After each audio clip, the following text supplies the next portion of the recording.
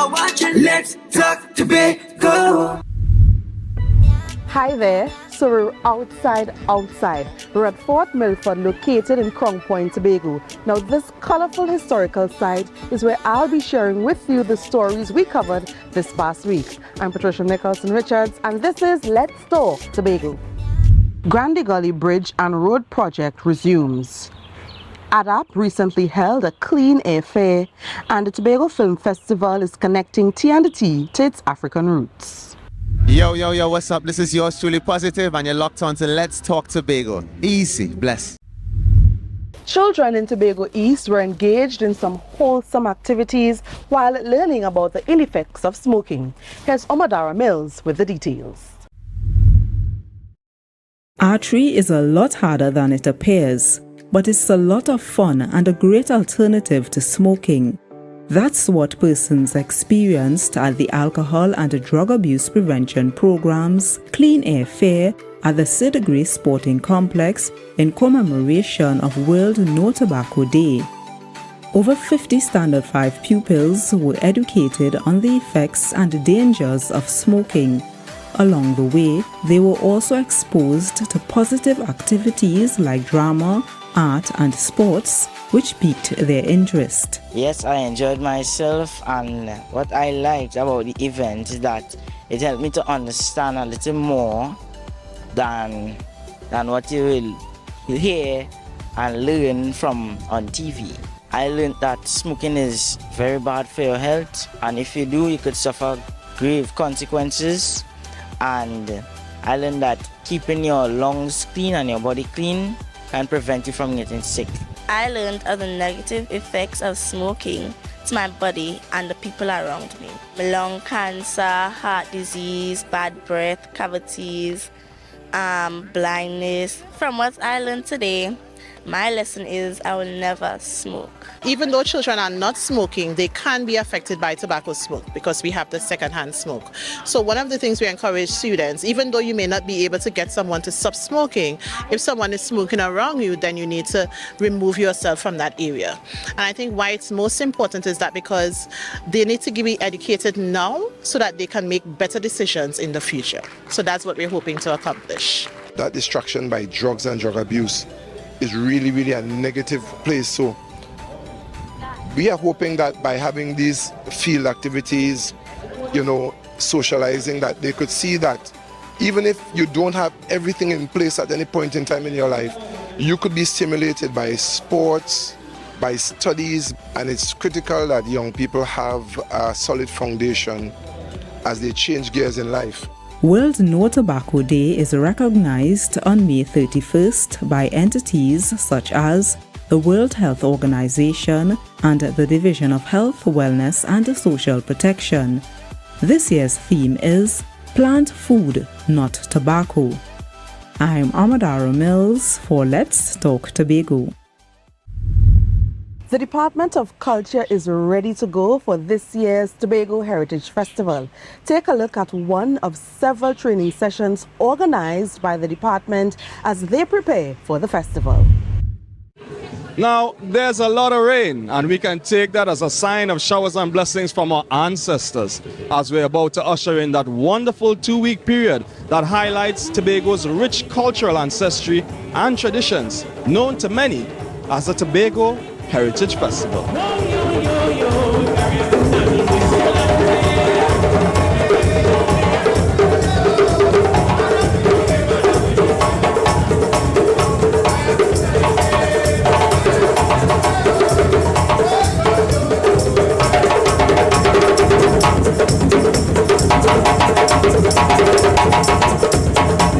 So we're here at the Icons Museum at the famed Fort King George, where behind me you can see a special training cycle is going on to ready practitioners and cultural groups for the upcoming festival. And to tell us all about it, this cultural officer too, Mr. Jesse Taylor. Yeah, it's ready, set, and you better go. It's all about honoring the past, celebrating the present, and getting ready to inspire the future. It's Heritage 2023. It's all about paying homage, all of who we are and all of who we're proud to be.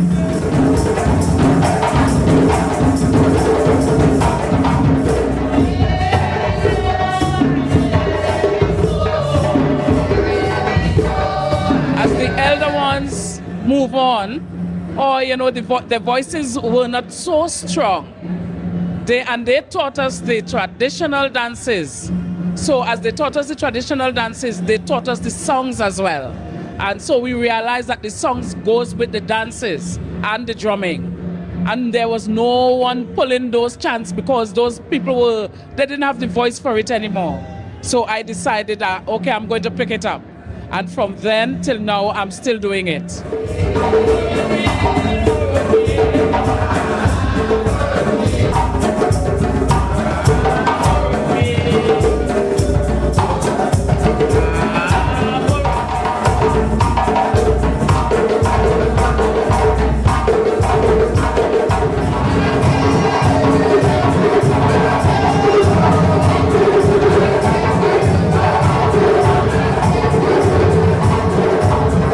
Well, the aim is really to get the community involved, to really bring them into the spirit of what we're doing, because as we seek to pay homage, we are seeking to pay reverence to what we are extricably linked to, which is our cultural beliefs, the way we sing, the way we dance, the way we pray, the way we worship and observe all our traditions that we are proud to have and proud to embrace as a people that is free, liberated, and strong. And there you have it, folks. It's Heritage 2023, the Tobago Heritage Festival. Just look at what's happening. Look at it.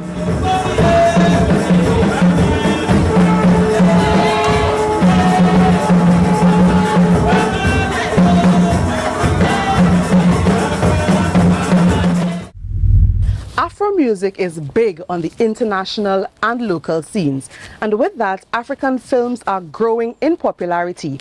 Now we have the story about a local film festival that's connecting TNT with its African roots. Here's the story.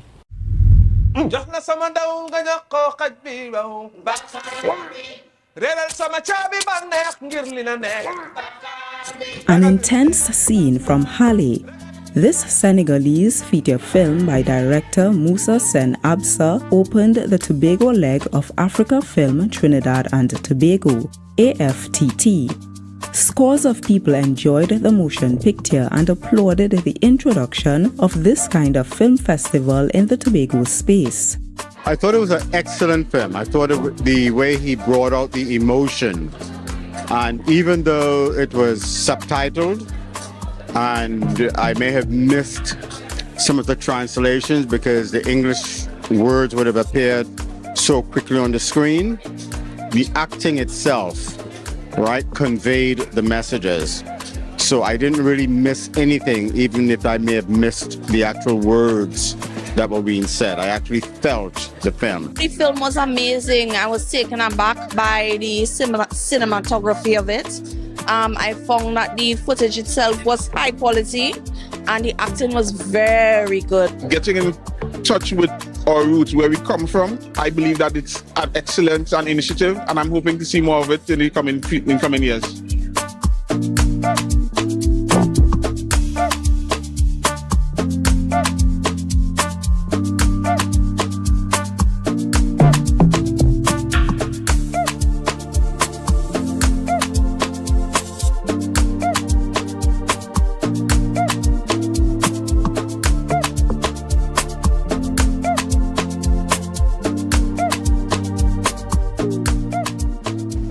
Big impetus behind it was to see how can we help to develop our own Caribbean film industry by tapping into some of the resources, the inspiration, some of the images that we see, some of the modes and models of filmmaking that would take place in the African continent. So it is not necessarily about let's copy what Africa is doing, but let's see what they're doing and see how it can help us in our own journey towards telling our own stories in film. Shell Trinidad and Tobago Limited was the major sponsor for the first ever Tobago leg of AFTT. The Division of Tourism, Culture, Antiquities and Transportation has endorsed this event. Organizers of AFTT are planning to continue connecting Tobago with its African roots through film in the coming years. I'm Amadara Mills for Let's Talk Tobago. We have to take a short break right now, but more Let's Talk when we return. Stay close. 'Cause the carnival sweet like Tobago. Hey, it's your girl Adana, and this is Let's Talk Tobago. It wasn't too long ago when our children were confined to limited social interaction. But since lifting the pandemic restrictions, educators in Tobago have been working hard to bring our students up to speed to be the best they can be. Here's the story. It's all about good vibes here at the Mason Hall Government Primary School, where they're having their sports and family day. And we're just gonna spend a little time with them, have some fun, engage with the kids, and find out how they have been reactivating themselves after coming out of the pandemic. We're just gonna have some really good, clean enjoyment. Let's go.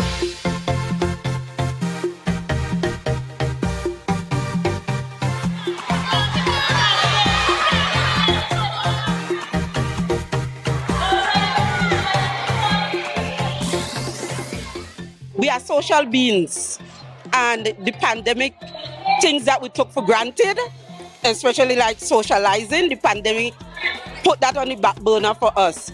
We could work together as a team, and we're going to use that to help children focus and concentrate on the academics and help children find their ability and potential. We want to use this sports day for that, and not only for that, parents and bonding with family. We are trying to pull the family closer on board with us so that we create and foster well-rounded students.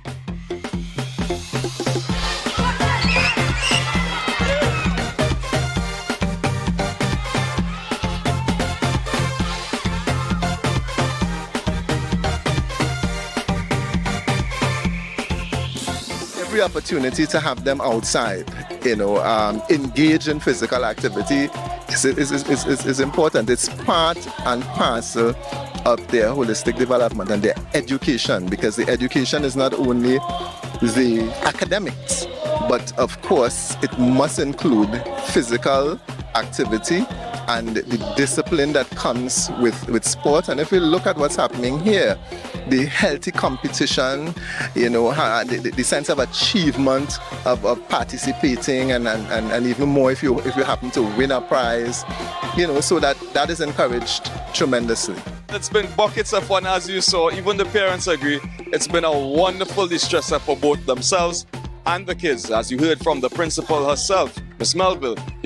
Outside is really nice. It's really good to be back outside again, especially here at the Mason Hall Government Primary School. So for Let's Talk Tobago, from both Isaac and myself, I'm Ryan McCool. It's back to you, Patricia. Residents of Grandy Gully in Goodwood are relieved by the recent completion of works done by the Division of Infrastructure. Here's the story. Through the rainy season, especially in the rainy season, we always stranded because nothing cannot go in and nothing cannot come out. We had to climb up on the bank to get out. Well, the women and the children can't make it.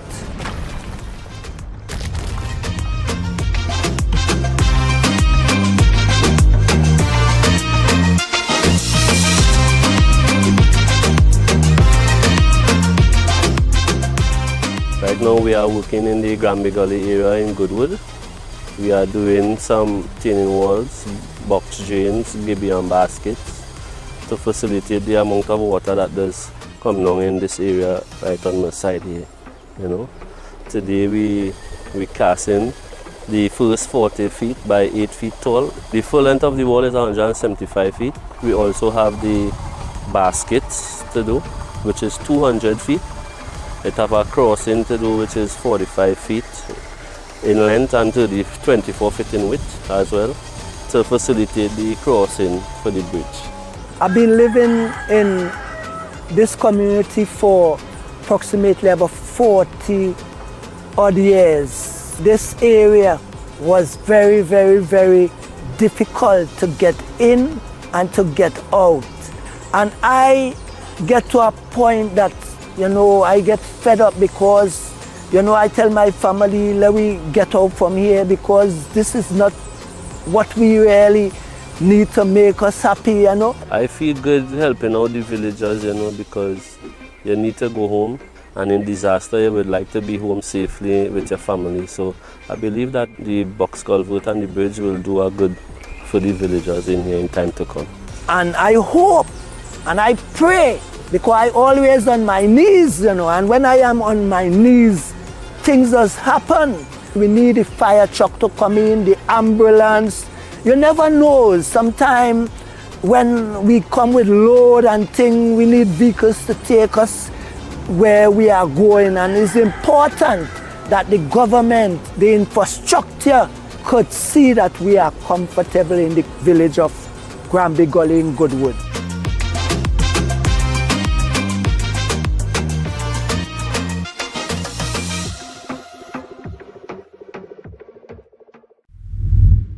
From Fort Milford, you can see Pigeon Point and the Cocoa Reef Hotel right behind me. A spectacular view here in Crown Point, if you ask me. And guys, that's how we bring this episode of Let's Talk Tobago to an end. I'm Patricia Nicholson-Richards, and on behalf of all of us at the Department of Information, Office of the Chief Secretary, Tobago House of Assembly, thank you so much for viewing, and see you soon.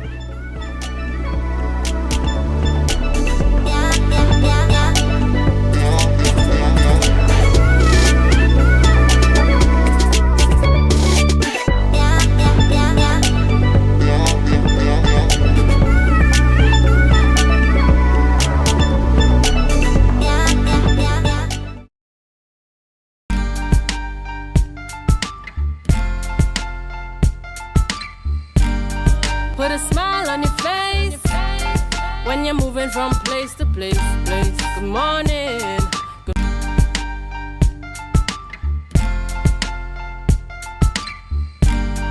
Put a smile on your face when you're moving from place to place. Good morning. Good morning, morning. Good morning, morning.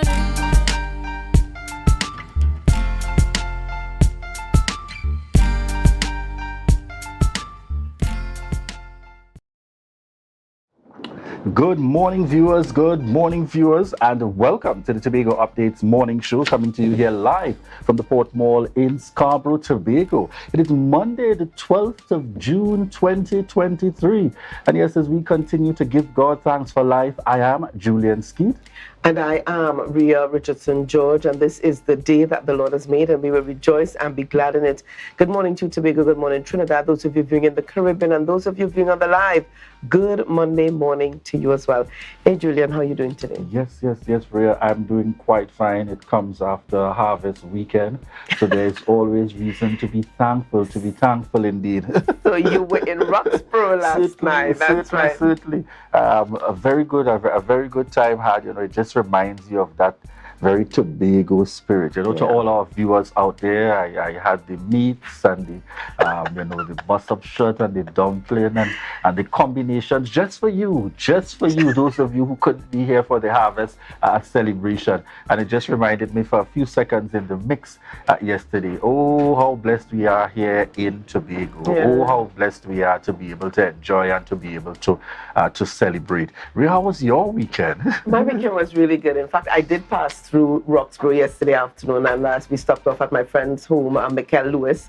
We love to call him Mr. Durtek. He was the winner for this year's Heritage. Yes.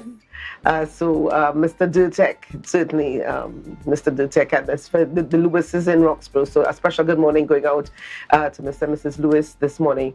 But yesterday morning we also visited the Buku Moravian Church under Reverend Belinda Manswell. Yes. So we were there, Oswald and I were there yesterday morning. We had a speaking engagement there yesterday morning. And I saw my very good friend Ken Phillips there. Ken, it was so good to see you. And a special good morning going out to you as well. And to all the members of the Buku Moravian Church. So I had to take some pictures there and send for Reverend Nevin Lewis. I said, look, him in the know. This is where we were today. And really keeping connected. Certainly. All right, viewers, on this Monday morning, we prepare to head on over to news in 90 seconds. Thank you, Julian and Rhea. I am Candice Jackson, and here is your news in 90 seconds for Monday, 12th June 2023, brought to you by Coconut's Cafe, located on the ground floor of the Port Mall. Former Tobago House of Assembly Chairman Dr. Jefferson Davidson passed away yesterday. He was 95 years old. Dr. Davidson served as chairman between 1986 and 1989. He also served as presiding officer of the House between 1996 and 2001. Following news of his passing, Chief Secretary Fali Augustine expressed his condolences and praised Dr. Davidson for his contribution to politics in Tobago. He said that Tobago lost one of its fighters for greater autonomy, and it is now left to this generation of leaders to carry on the fight. And news that the THA operates without a chief administrator raised concerns with former Public Service Head Reginald Dumas. On Friday, Deputy Chief Secretary Dr. Faith V. Israel told a gathering that Chief Secretary Fali Augustine was attending to pressing issues because the chief administrator had retired. The chief administrator is a top accountant of the THA. According to Dumas, a politician should not be doing work of the public servant, as such actions may cause problems and violate laws while crossing legal lines of politics. And finally, legislation is being drafted to deal with rogue officers, according to National Security Minister Fitzgerald Hines. He explained that soon integrity testing will be introduced to weed out the criminal elements from within the protective services and other state agencies. Previous attempts to subject officers to polygraph testing resulted in their refusal, claiming that they could not be forced to do so under the law. Hines said the amendment would be made at the Judicial and Legal Service Act to mandate random polygraph testing and other forms of integrity testing. And that was in News in 90 Seconds, brought to you by Coconut's Cafe. Coconut's Cafe, the buffet restaurant that specializes in all your tasty local dishes. For breakfast and for lunch. Breakfast includes coconut bake and sada roti, served with chokers, bull joil, and sausages in tomato sauce. Not forgetting beef and cheese pies, shepherd's pie, macaroni pie, and rice in various styles. Meat served in a variety of flavors, garden salads, and pasta salads. All this accompanied by fruit juices, coconut water, your choice of a great combination to appease your taste buds. So call us today to order, as we are here to accommodate your busy schedules or if you are having a cooking day off. All right, certainly there, the news in 90 seconds. Rhea, very, very interesting. And, certainly sad news with the passing of Dr. Jeff Davidson. Yes. One who would have made his contribution at that level within Tobago and the Tobago House of Assembly in its very early days or its early incarnation. And when we send out, even from my very own family, I know he would have been a very good colleague of my uncle as well, Kenneth Jones, and the entire family, certainly sending out condolences to the Davidson family on this passing at this time. Ray, I wonder if I would make it anyway in those years. 95. Really a milestone. And I think we saw as well where he would have even been recognized. I think he would have received an award this year through the Tobago Day Awards and celebration. So indeed, a sad time, but really recognizing the life and the contribution of Jeff Davidson. Most definitely, yes. I'm celebrating, and I think Dr. Davidson would have received his flowers and his recognition while he was still here with us. I think, through the years, the Tobago House of Assembly and the general public would have made mention of his contributions towards the Tobago House of Assembly, towards the development of Tobago over the years. As well, Julian, last week we saw I'm wondering how to term it, the murder of Denson Turner. And Denson was my cousin-in-law, and he was not a distant cousin-in-law, he was a very close cousin-in-law. And I want to take the opportunity this morning to send out condolences on behalf of my family, as well as my family and my relatives, the McNeils of Lowlands, Tobago, and the Turner family, and his wife, Jenny, and their children as well. This has been a very, very difficult very difficult ordeal, and the family has been, trying to cope one day at a time. Now, upon Denson's passing last week, I called my husband. He was elsewhere, and I had to, I asked him, I said, I need to give you this news. It was a very difficult moment, but he made his way to Blekato, where everything had happened. And when he got out of the vehicle, because he resembles Denson so much, the beard that they carry, the graying beard and stuff, while Denson may be a bit fairer and a little shorter, as well being taller and darker, a lot of persons thought it might have been Denson. But again, condolences to the family at this time. All right, at this point, viewers, we are heading on over to our birthday shout-out segment sponsored by KFC. This is your birthday shout-outs on Tobago Updates, sponsored by KFC.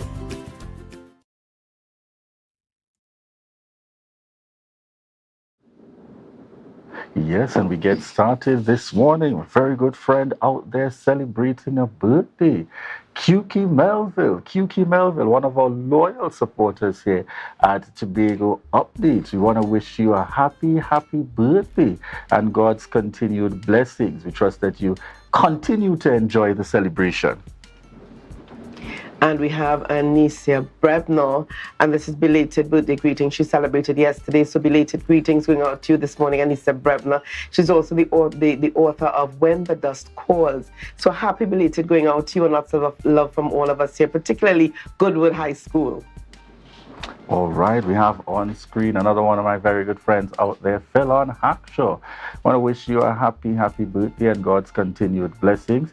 I trust that you will certainly take that time out, re-energize, and certainly, as we look to the past and counting what the future has to offer. All the best. And we've got Lenore Campbell celebrating her birthday. Lenore, lots of love going out to you. Happy birthday, and lots of love from all of us here at Tobago Updates.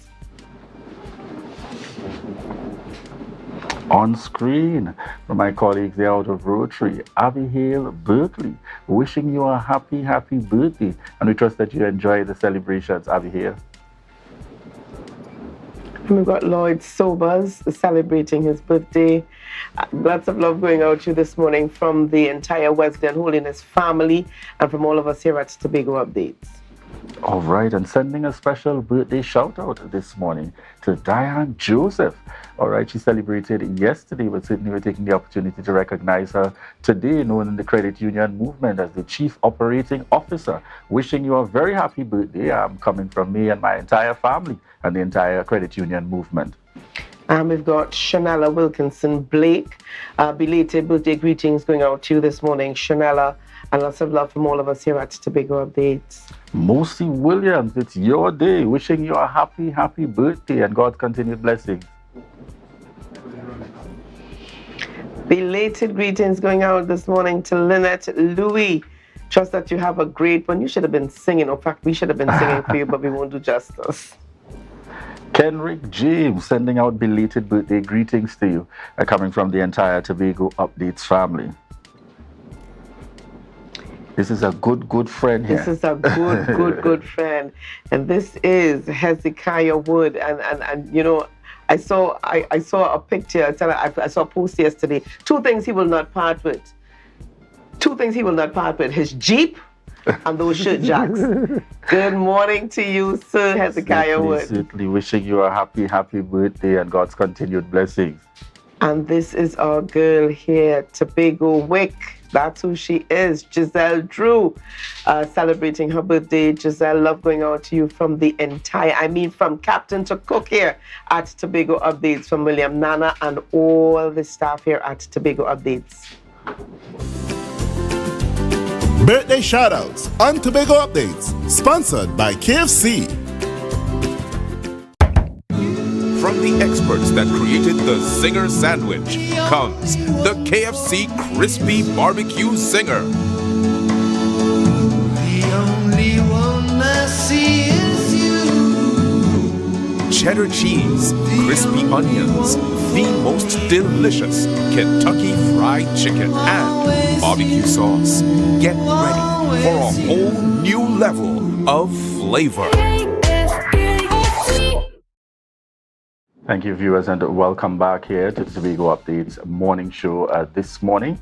At this point, viewers, we give you an idea. Who do we have coming up on the rundown this morning? All right, so we're going to start things off chatting with Assemblyman Dr. Faith B. Israel, Deputy Chief Secretary for the Tobago House of Assembly, on the issue of there not being a Chief Administrator for the THA. She'll give us some more information on that, as well as non-payment of DIQUD fortnightly paid workers. So she'll tell us more about what's happening in the background. All right. We're also expecting to hear this morning from Tamika Seals Manzano, Crop Production Manager of the Department of Agriculture, and Vaughan Edwards, Technical Advisor to the Department of Agriculture, as we speak to updates on a tractor pool backlog, as well as updates on the home gardening initiative. And then we're going to wrap things up this morning chatting with Gail Rajkumar, who's the co-founder of the Trinidad and Tobago Sister Society. She'll tell us more about Women in Credit Union seminar that's coming up later on this week here in Tobago. All right. Thank you very much, dear viewers. At this point, we prepare to head on over to Tobago in Focus.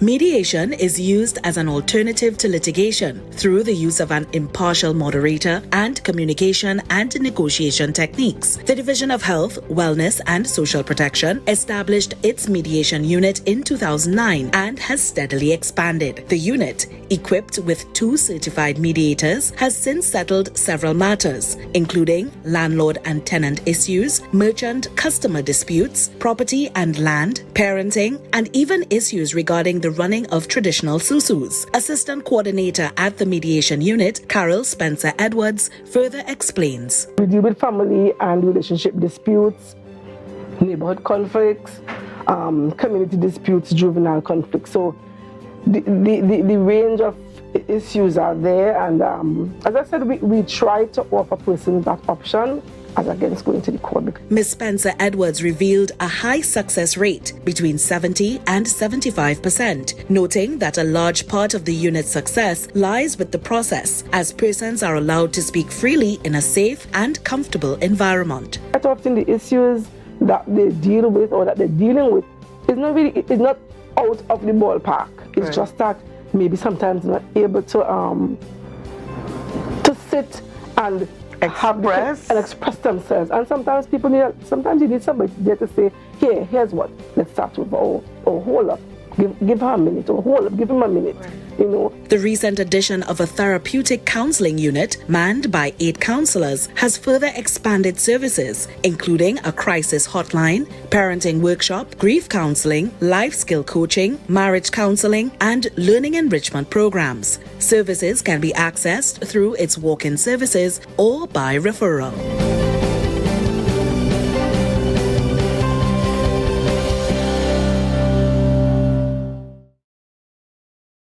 Good morning, viewers, and welcome back. We're just at about 7:11 a.m. this morning. Welcome back to the Tobago Updates morning show, coming to you here live from the Port Mall in Scarborough, Tobago. Yes, viewers, as we head on into our first interview segment this morning, there's been much talk in and around Tobago, and in fact Trinidad and Tobago, regarding the issue of no chief administrator in the Tobago House of Assembly.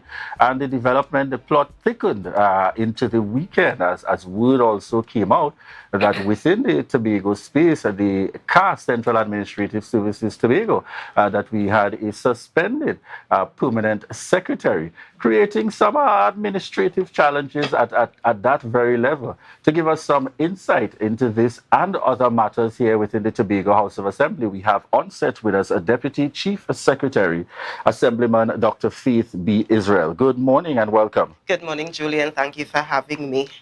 All right. So as we get the conversation started this morning, it is no secret we saw the launch that took place in terms of the sod turning for the water park that is carded to be set up here in the Tobago space in the Friendship area. And more than that, within your remarks, you would have made reference to something that apparently turned all attention away from the water park and put the Deputy Chief Secretary into focus. So we want to start off by getting some clarity in relation to the statements that would have been made last week. Certainly. So yes, I actually, it was late Thursday evening that the Chief Secretary called me and asked me to sit in on that program for him, because he actually had to run off and do several things to try to prevent chaos from continuing to ensue in the Tobago space. I did highlight that we actually have not had a Chief Administrator for almost a month. Today is what, the 11th, 12th? We are getting very, very close to a month that we have not had a Chief Administrator at the Tobago House of Assembly. And this is something that needs to be highlighted, and it is something that is really a cause for concern, because if you would recognize, the Chief Administrator, according to the Tobago House of Assembly Act, is the most senior accounting officer in the Tobago House of Assembly. The other administrators, in essence, who are accounting officers in each division, report to the Chief Administrator. The Chief Administrator is also responsible for whenever there are firearm users license requests happening, whether there are HR issues that need to be done above a certain range, whether there are other, significant other issues that happen within the Tobago space, requires the signature of the Chief Administrator. For example, when we have people who are trying to develop their lands and so forth, and they need to go through town and country and public health and all of that, the Chief Administrator is the one who finally signs off on all of those things. So we have a situation now where for almost a month, we have not had a Chief Administrator in the Tobago House of Assembly, and we are wondering if this is also part of the larger, what seems to be a larger plot almost to destabilize this current Tobago House of Assembly. And, I want us to get a little more in-depth into the issue, and I'm very happy you mentioned in terms of that broader concern. Where, as far as your understanding, does the responsibility fall? We've heard persons indicating that it's the fault of the THA. No, it's the fault of central government. Some say, no, it's the fault of the Public Service Commission. From where you sit in terms of the process, or what's your understanding, and potentially what is the keepback at this point? So we are very unclear on what the keepback is, and what we are asking Tobagonians is to really think through. So let me explain what is supposed to happen, and let me also explain what has happened. According to Section 71, if I'm not mistaken, of the Tobago House of Assembly Act, the Prime Minister of the government of Trinidad and Tobago is supposed to advise, in essence, the Public Service Commission that a Chief Administrator needs to be appointed to the Tobago House of Assembly. The critical part, though, is that advice to the Public Service Commission must come after consultation with the Chief Secretary. And that is a normal thing. This is not a new thing. That is what has happened in the Tobago space for as far back as we've had a Tobago House of Assembly where we've had a Chief Administrator. So we're talking about several years. So let me explain what has actually happened. As far as I am aware, the former chief administrator, her last day of duty was the 17th of last month. The 17th of last month. That was, what was that, May. As required, she actually wrote to the Service Commission indicating, as in a month before that, indicating, hey guys, remember, I am going off in a month. I must go off in a month because I have come to the age where I am retired, so I legally cannot function beyond this day. So that happened. That letter was sent from the Chief Administrator on the 17th of April to the PS, to the Prime Minister. And I'm looking at my phone because I want to make sure I get the dates correctly so that we don't misrepresent anything. On the 15th of May, which is in essence 2 days before the former Chief Administrator left, the Chief Secretary wrote to the Prime Minister saying, hey, the last time we had a kind of thing with this, Miss John is going to be gone in 2 days. Remember, this is the process that we should be following. Let's have the conversation kind of thing. On that correspondence was sent, and silence.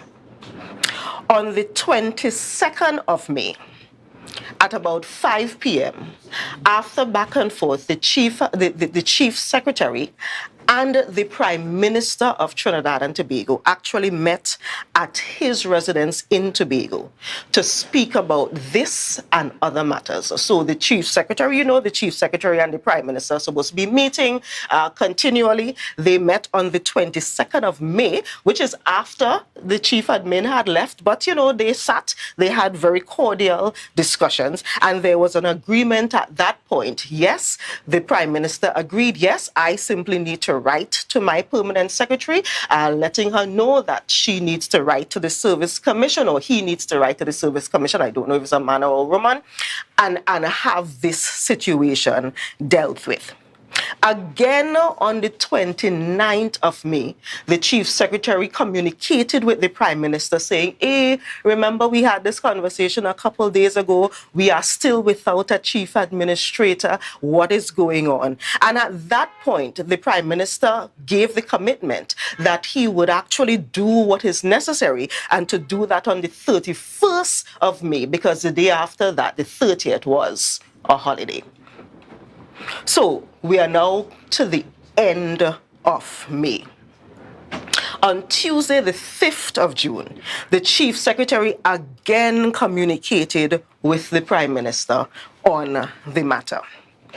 And finally, on Friday, one of the things that he was actually working on was actually having a pre-action protocol letter sent to the Public Service Commission indicating, okay, this has gone too far now.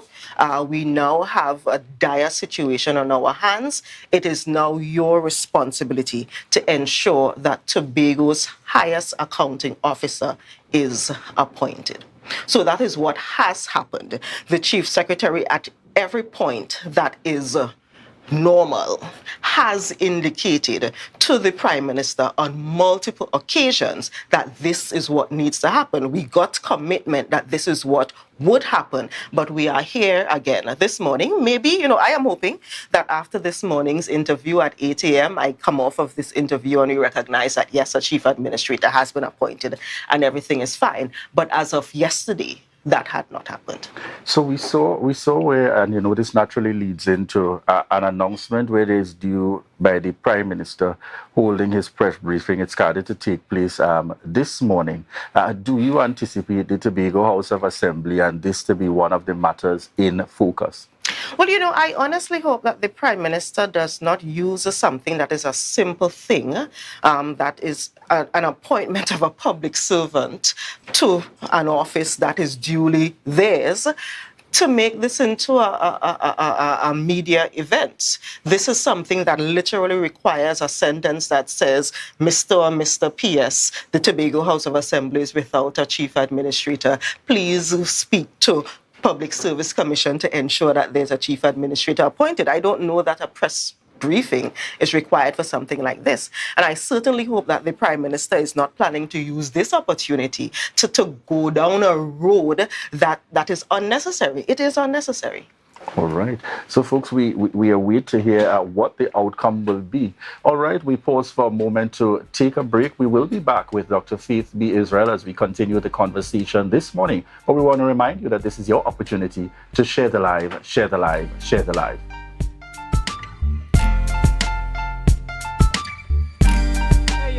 For that, yeah, I didn't think so. You could come into Authentic Builders right here in Tobago Local Road, right? And you can get discounts on power too, so daddy. If not, you can get fame as well.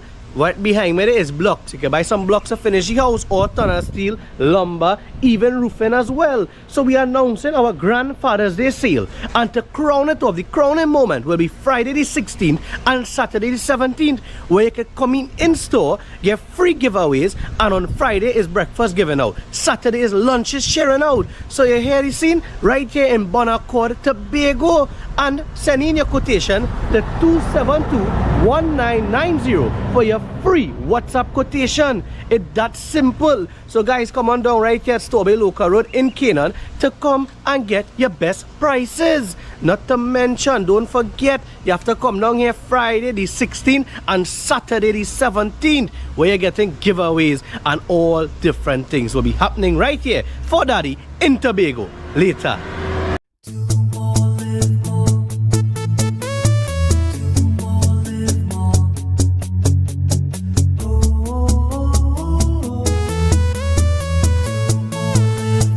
This is how it's gonna go. They better look up below, 'cause this is your show, and everybody's gonna know. Say it to them once again. They better look up below. This is your show, and everybody's gonna know. That's how it's gonna go. They better look up below, 'cause this is your show.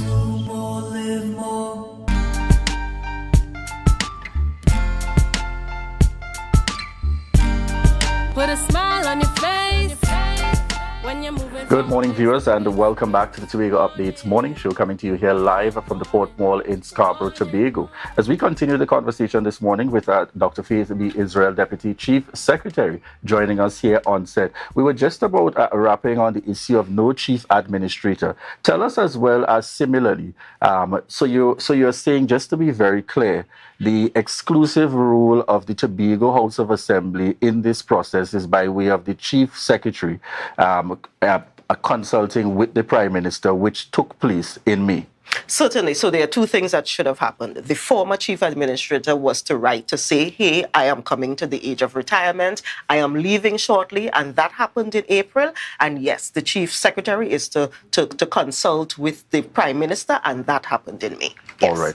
Tell us about the further development that we're now hearing of, if you have any information on it as well, regarding what is now the public service suspension of the permanent secretary for the Central Administrative Services Tobago, which is also an area under the office of the Prime Minister, but operating out of Tobago. So I have very little information about that. I have heard comments bantered about. I would say, though, that I am of the opinion that this may actually be related to the audit that is happening. Because one of the things that's important to note is that the audit that happened in the Tobago House of Assembly, that's been happening since we've been here. This is the longest audit ever, Julian. It has been happening. One of our responsibilities coming out of that is to actually have the chief administrator be notified of the issues that came up in the audit. And when that happened, according to law, the former chief administrator did submit what is considered evidence or allegations or whatever coming out of that audit to the Public Service Commission. So it is possible that the suspension that has happened, that has been bandied around, is as a result of that happening. But again, the former chief administrator is the one who saw what was coming out of the audit and did what was legally required of her, which was to present this information to this Public Service Commission, which I understand she did. All right. We want to also get just some quick information as we go forward. One of the other areas of concern that has been raised is the issue with regards to non-payment of workers. Various categories quoted in terms of the divisions, and so in some instances through infrastructure, in some instances references being made to workers through the community development program and so on. Some of the programs of the various divisions of the Tobago House of Assembly. What's the situation with regards to that issue? Some time ago, we would have had conversations with the Secretary's responsibility for food production and issues regarding the development vote and that kind of thing, where they are being paid out of when it should be recurrent. How have these issues, how much closer are we to, in terms of a resolution that allows for persons? Because at the end of the day, the administrative process is one thing. People just want to know that they can get their monies, on time. And this current administration of the Tobago House of Assembly has actually been trying to work magic. We have been trying, in essence, to plant a money tree somewhere. Because as you know, we have this thing that happens every fiscal year.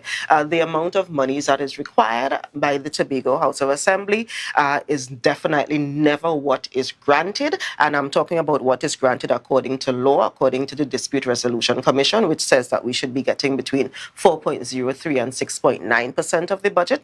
And we are all aware we are always closer to the 4.03. They say it is 4.3, but the additional to get it up to 0.3 is what is actually allocated to ministries in Trinidad for work that they claim is done in Tobago. I would like to see which work is done in Tobago, but this is a continual thing. It's important to know, though, that yes, we do have issues with late payment because we are literally trying to find monies and trying to wire, via and transfer monies and so forth to ensure that we have payments. But what I think needs to be said is that we need to be a little bit more responsible with how we present this information to the public and how we report this information to the public. So, for example, I saw a report yesterday about hundreds of workers not getting paid. And yesterday, while it is Sunday, while the public servants and so forth are supposed to be off, I am there messaging some of them in these programs, and they're telling me, Dr. Faith, that is just not true. I am working in accounts. I am working in check staff. What we have, for example, with the situation with the workers who are 10 on, 10 off, we have two groups of them because, of course, it's, the first set is 10 on, and then when they are off, another set comes in as another 10 days kind of thing. And what they recognize is a lot of the workers who are having issues with late payment are the workers who do not have bank accounts. So, for example, this is a rough estimate because I could not ask the young lady to leave her house to go to work last night to confirm for me. But, for example, one of the teams has about 150 individuals, and this person is estimating that about 130, 140 of those have bank accounts, so their payments go directly into their bank accounts. But it's the other people who do not have bank accounts where we have to now go and cut checks. Or if, for example, you have a bank account, but it is not with First Citizen. So, First Citizens is the bank of the THA. So if you bank with First Citizens, you get your money first. If you bank with other banks, it takes a little while. If you were in a credit union, apparently that takes a long time as well. And because this is actually one of the first payments that the workers are getting, they are still going through those teething issues. So yes, there are workers who have not gotten paid. And we've actually said to the workers, contact me even. Let me know your name, your number, your address, what department you're working in to try to figure out how to get you paid. But by no means is the report of hundreds of people not being paid. That is absolutely not true. And I would really like us to be a little bit more responsible in how we report some of these issues. So how soon do you anticipate, based on the information that you have at hand, that this is going to be resolved, at least for the benefit of those who are tuned in and expressing the concerns with late payment? So those who have not gotten their payment yet, it's really because the payments are in process, at least for that program. You spoke about the agricultural, the development workers in agri, and that is literally every month. The secretary and the administrator and her accounting officers are literally going through the vote books every month saying, okay, this is how much we have to pay. Let us see if we could pull a 20,000 from here, pull a 30,000 from here, pull a this from here, pull a that from here to get these workers paid. So it is a process that is a tedious process. But you know what would actually prevent this process from having to happen every single month or every single fortnight is if Tobago was actually allocated the amount of resources that we say that we absolutely need, and which is closer to the 6.9% of the budget. We would not have to deal with these issues, but it's because we are always allocated the absolute bare minimum. We now have to make magic with what we have. All right. And before we close this morning as well, Dr. Faith, Deputy Chief, there has been the talk in and around in relation to, we are only now seeing the Deputy Chief Secretary, what has suddenly happened with regards to the Chief since, of course, the audio recording coming out in terms of voices appearing to be that of top high THA officials. What's your response to that matter as Deputy Chief Secretary? Well, you know, the entire executive has been busy running the island of Tobago. I will say one thing, that I think all of this has been part of a process to try to distract us, to prevent us from doing the work of the people. And that is what we have been very busy doing. The Chief Secretary indicated, I think it was some time ago, to a reporter that he will speak on this issue, and the executive has agreed that we will wait for him to speak on this issue, and that will happen very soon. So don't worry, Tobago. The executive, we are here. The reason we've actually been silent is because, you know what? We're busy minding Tobago business. We are busy dealing with all of these things. We are busy treating with the fact that we have no chief administrator throughout the last month or so, and all of the things that are coming as a result of that. But don't worry, we are busy minding Tobago's business, and that's why you all hired us. All right. Thank you very much there, Dr. Feet. One other quick question that I have coming in, seeking quick clarity. The rule of the Tobago House of Assembly, it was clearly defined with regards to the chief administrator process, only consultation with the chief. Is there any direct rule? Because some are alluding to the fact that the THA is involved with the suspension and the issue with the permanent secretary and all of that. Is there any direct rule according to law in relation to the involvement of the THA as it relates to the permanent secretary matter at CAS in Tobago? So we have to remember that within the Tobago House of Assembly and the public service of Trinidad and Tobago, there are individuals who move through the ranks in Tobago. So you know, you're an accounting officer, you're an AE this, you go up to be an administrator and so forth. And after you've passed the position of administrator in Tobago, the only other option is to go, if you are elevated, is to become a deputy chief secretary, a deputy permanent secretary, a deputy permanent secretary in a ministry in the government of Trinidad and Tobago. And then if you are elevated again, a permanent secretary in a ministry. So we have to look at the individual who they are speaking about to see whether that transition has happened and whether it was because of probably actions within the Tobago House of Assembly when that individual was in a high position in the Tobago House of Assembly that we need to be concerned about. Other than that, the Tobago House of Assembly does not have any role in what happens with permanent secretaries. However, as remember I mentioned before, that when this audit came out and the reports that's been coming out of the audit, the then chief administrator did see issues that she thought needed to be reported, but not what she thought, what she is required by law to report, and that was reported to the Public Service Commission, and that may be what has resulted in this particular person being suspended. All right. Thank you very much there. We've heard it from Dr. Faith B. Israel, Deputy Chief Secretary within the Tobago House of Assembly, seeking to bring some clarity on a few areas here within Tobago. All right. Yes, viewers, I know we wish we had much more time in terms of the list of questions are indeed very long, but we want to thank Dr. Faith B. Israel for joining us here on set this morning. And yes, my director is shouting in my ears that time is out for us to continue this morning. So folks, we want to thank you so much. We have coming up next Tamika Seals Manzano, Crop Production Manager, and Vaughn Edwards, Technical Advisor, both of the Department of Agriculture. So we look forward to those upcoming discussions as we speak to initiatives and efforts coming out of agriculture here within the division, within the Tobago House of Assembly.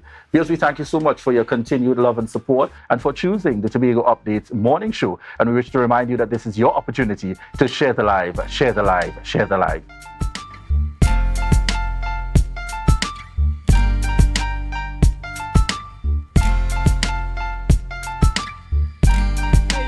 For that, yeah, I didn't think so. You could come into Authentic Builders right here in Tobago local road, right? And you can get discounts on power tools, so daddy. If not, you know you can get fame as well.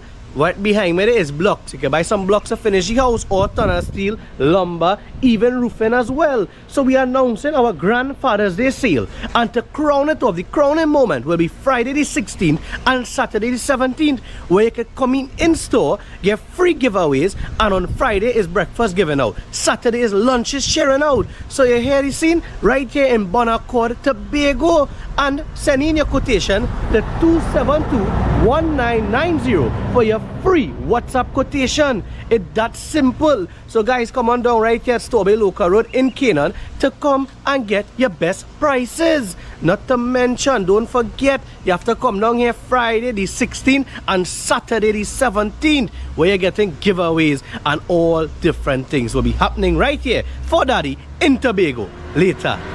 Are you looking for a place for your loved ones? Heavenly Care welcomes you. Located at Northside Road opposite Massey Motors, we offer a variety of services. These include doctor visitations, social activities, geriatric care, and much more. Contact us at 277-9595 or visit us at Northside Road opposite Massey Motors. At Heavenly Care, compassion is at the heart of all care. Welcome to Limage Parfait Day Spa, your urban oasis and wellness center. Our services includes massages, treatments, facials, pedicures, weight management, detox programs, and much more. Call us today at 624-1452 or 720-7474. Trinidad locations and Bonacore, Tobago at 273-7772. Let us treat you like the VIP you are.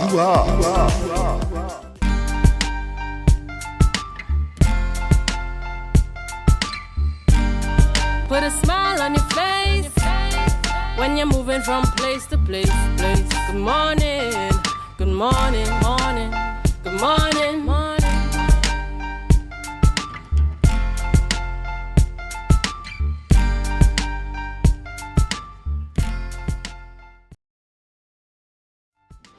Viewers, welcome back this morning to the Tobago Updates morning show. We're chatting at this time with Tamika Seals Manzano, who is the Crop Production Manager for the Department of Agriculture. Along with her this morning, Mr. Vaughan Edwards, Technical Officer for the Department of Agriculture. And together they are both on the program to chat with us and give us an update on the tractor pool backlog, as well as give an update on the Home Garden Initiative. Good morning and welcome to you both. Good morning. Thanks for having us. All right, let's start with you. Let's start with you on the issue here of the. Give us an update on the tractor pool backlog. Now, the division did issue a statement indicating that there has been a backlog and that they are working assiduously to improve services to farmers. Give us an idea of where we're at this point. The tractor pool division provide land preparation services for farmers. Right. Currently, we have a backlog from 2018 to now of about 300 farmers who have been waiting to have their lands plowed. Yes. Currently, we have completed 150 farmers so far. That is approximately 50%. And we have about 150 farmers to complete who are anxiously waiting for service before the inclement weathers. Okay, how many tractors are we talking about? How many tractors would be under this unit? Currently, we have about 6 tractors. We have acquired 4 new tractors recently. Right. And we have 2 are waiting to be commissioned. They are waiting on insurance and licensing facilities. Right. And as soon as we have those 2 tractors, we will have in the fleet about 7 tractors. So 6. How many? You indicated that you started off with 6. Yeah. You're waiting on 4.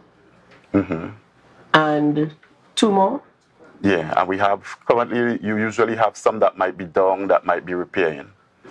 To service a Tobago population of farmers of over 300 plus? Yeah, it's just the backlog so far. So as soon as we get the backlog down, things will run smoothly. And where are these tractors housed? Are they in the east? Are they in the west? Where are they mainly okay. housed? Tractors are mainly housed at tractor pool. Right. But sometimes when we go to the different zones, we house them, like if we go to the zone in the Windward area, from Bacalet to Charlottesville, right. we do farmers on that side, and we'll house them at Goldsboro, Kendall, or Louisville demonstration station. Okay, now the farmers at Argyle. The farmers at Argyle, I'm sure you're familiar with this scenario. Farmers at Argyle have been waiting. They've also indicated that there are many times that the tractor is supposed to be coming to them. Farmers are on the land waiting and nothing for the entire day. And so when they make a call, they are told or they are informed that a tractor has already left to come, and all day they would have waited on the land and nothing. How do you respond to that? We apologize to the farmers in instances like that, but in some instances we usually have technical difficulties. We might have a puncture, we might have a piece of equipment that go down. And if they miss their day, do they get... Yes, we just continue. The farmer that is scheduled to be completed, we'll complete that farmer next. We wouldn't bypass that farmer. All right, let me ask Tamika Seals Manzano, Crop Production Manager. Tamika, how serious is the division really? Because I'm listening to this. When we read the media release from the division, how serious is the division about crop production in Tobago? I know there was a lot of talk about us returning to farming, and we're looking at where the world is heading. Food production seems to be, it was a talk.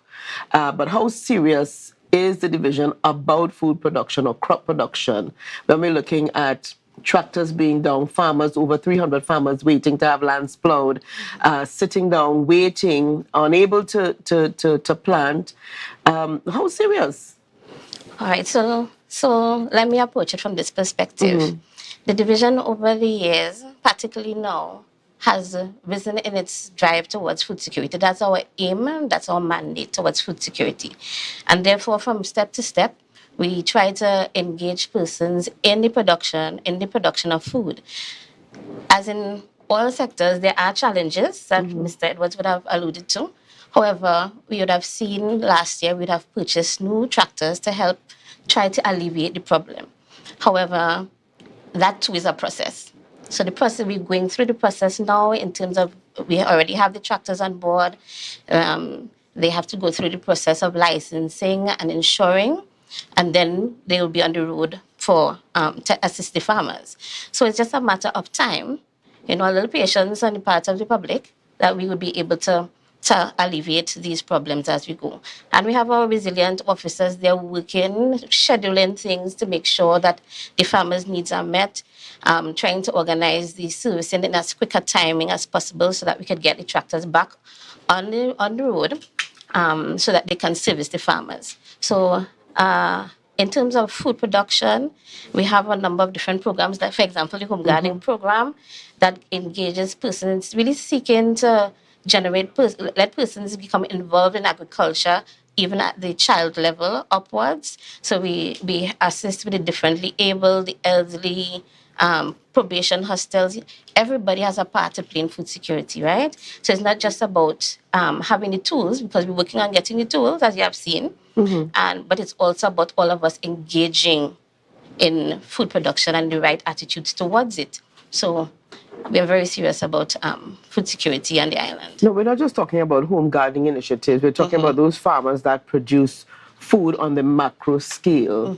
And when they are unable to, there is a shortfall in Tobago, and even for those farmers who are looking at exporting to Trinidad. So we're talking about the bread and butter issues, their bread and butter issues. They are unable to meet their needs. They are unable to plant. They are unable to reap. They are unable to meet their needs. They can't sell because there's nothing to sell. Right. So you understand where I'm going with this? I understand where you're getting at. But there's so many options out there for the farmer. It's not just the tractor pool service. There are private entities that offer the service that they can access if one, we don't always... we can't always just choose one direction. We have to adjust in the home according to what we meet. And this is kind of like that situation. If the service can't meet your needs because we have certain challenges that we are working on, there are options for you in terms of getting the private operators to come to your holding and perform the operation. Yes. but there's also there's also the national incentive program that they can access in terms of purchasing their own tractor, and they get a rebate on that purchase. So it's not just one farmer that could purchase. A group of farmers can come together and purchase a tractor and have that service. So although we are working on one side, there is an opportunity for the public to work on their side also. So to let the farmers become a little bit more independent and not rely on the division? Well, it's a business that they're in, right? So you have to make sure you have your business running as efficiently as you can. We are there to facilitate and to assist as far as we can. And I think we are operating within the best of our ability at this time.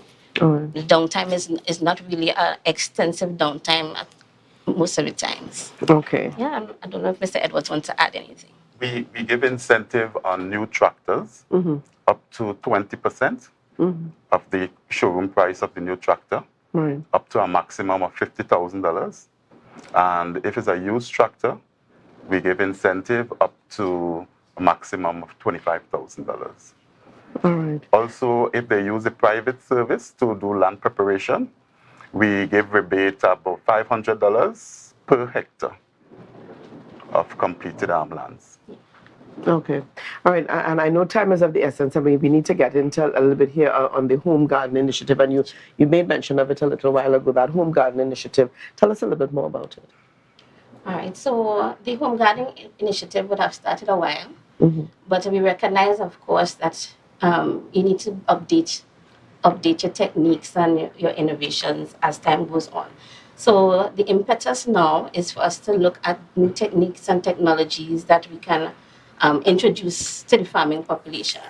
And one of the ways we're doing that at the moment is through the introduction of new methodologies and technologies to schools.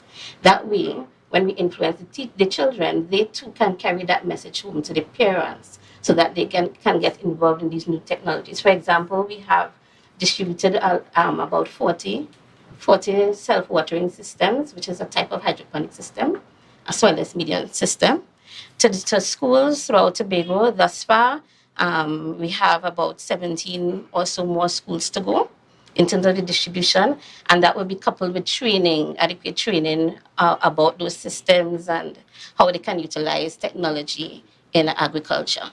So the impetus is to move it forward from just the traditional farming methods, which are good in themselves, but carrying it forward to a new age where we will get more efficiency in terms of food production. All right, and who is this open to? All schools in Tobago would receive this self-watering system. We also have training in hydroponic system. Just last week, the home gardening team would have completed training in hydroponics to better assist them in helping persons advising persons rather to build hydroponic systems if they're interested in that. Because sometimes you have you don't have access to large acreages of land, but you still want to contribute to agriculture production for your home, lower your bill, that kind of thing, your food bill. This is an opportunity that's available. And is it that this is in collaboration with the Division of Education through the agricultural department at the secondary schools? Right, so we have had a lot of support from the secretary and the administrator of the Division of Education, and so they would have been part of the launch of this initiative. We started out in March, and of course they continue to support us in terms of making the schools available, allowing us to go to the schools and interact with them, distribute the systems, and of course follow up with them to get them engaged in any issues they may have, troubleshoot those issues, and offer them, of course, technical advice in general preparation. Yes. Okay, and very quickly here, when is this supposed to begin? Is that the distribution? The home gardening initiative. The home gardening initiative is ongoing. Yeah, we actually have about 965 persons already registered in home gardening. We have a WhatsApp chat with 144 persons, so that enables us to distribute tips on home gardening, readily address issues on pest and disease management or any other management issues that may arise in a quick timing. Yeah. Okay, so all the best to you. We want to thank you so much for being on the program with us this morning. Tamika Seals Manzano and Yvonne Edwards, both representing the Department of Agriculture Well, viewers, we've got lots more coming up this morning on the Tobago Updates Morning Show. And again, this is your opportunity to share the live, share the live, share the live.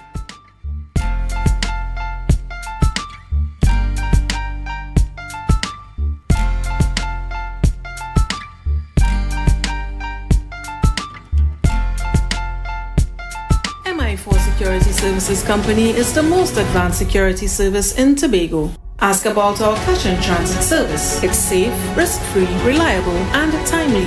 We provide safe banking delivery for all business types and sizes with highly trained staff, 24/7 monitoring, coordinated emergency response, and a well-maintained fleet of armored vehicles. Contact us at 660-7723 or visit our website at www.mi4securitytt.com to sign up today.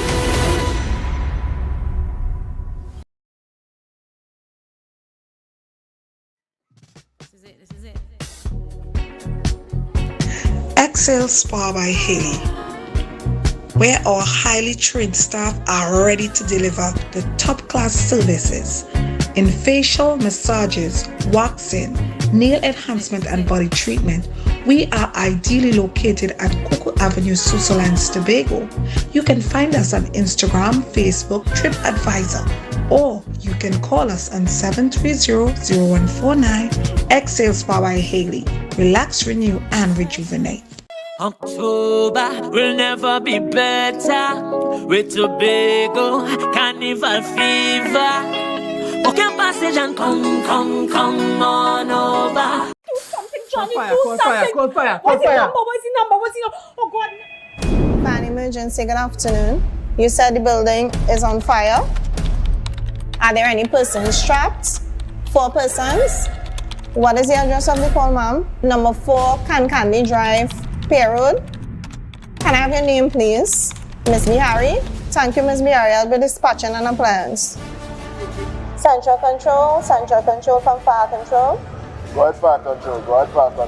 Central Control is really over. Central Control, have a plans and crew. Respond to our residential fire.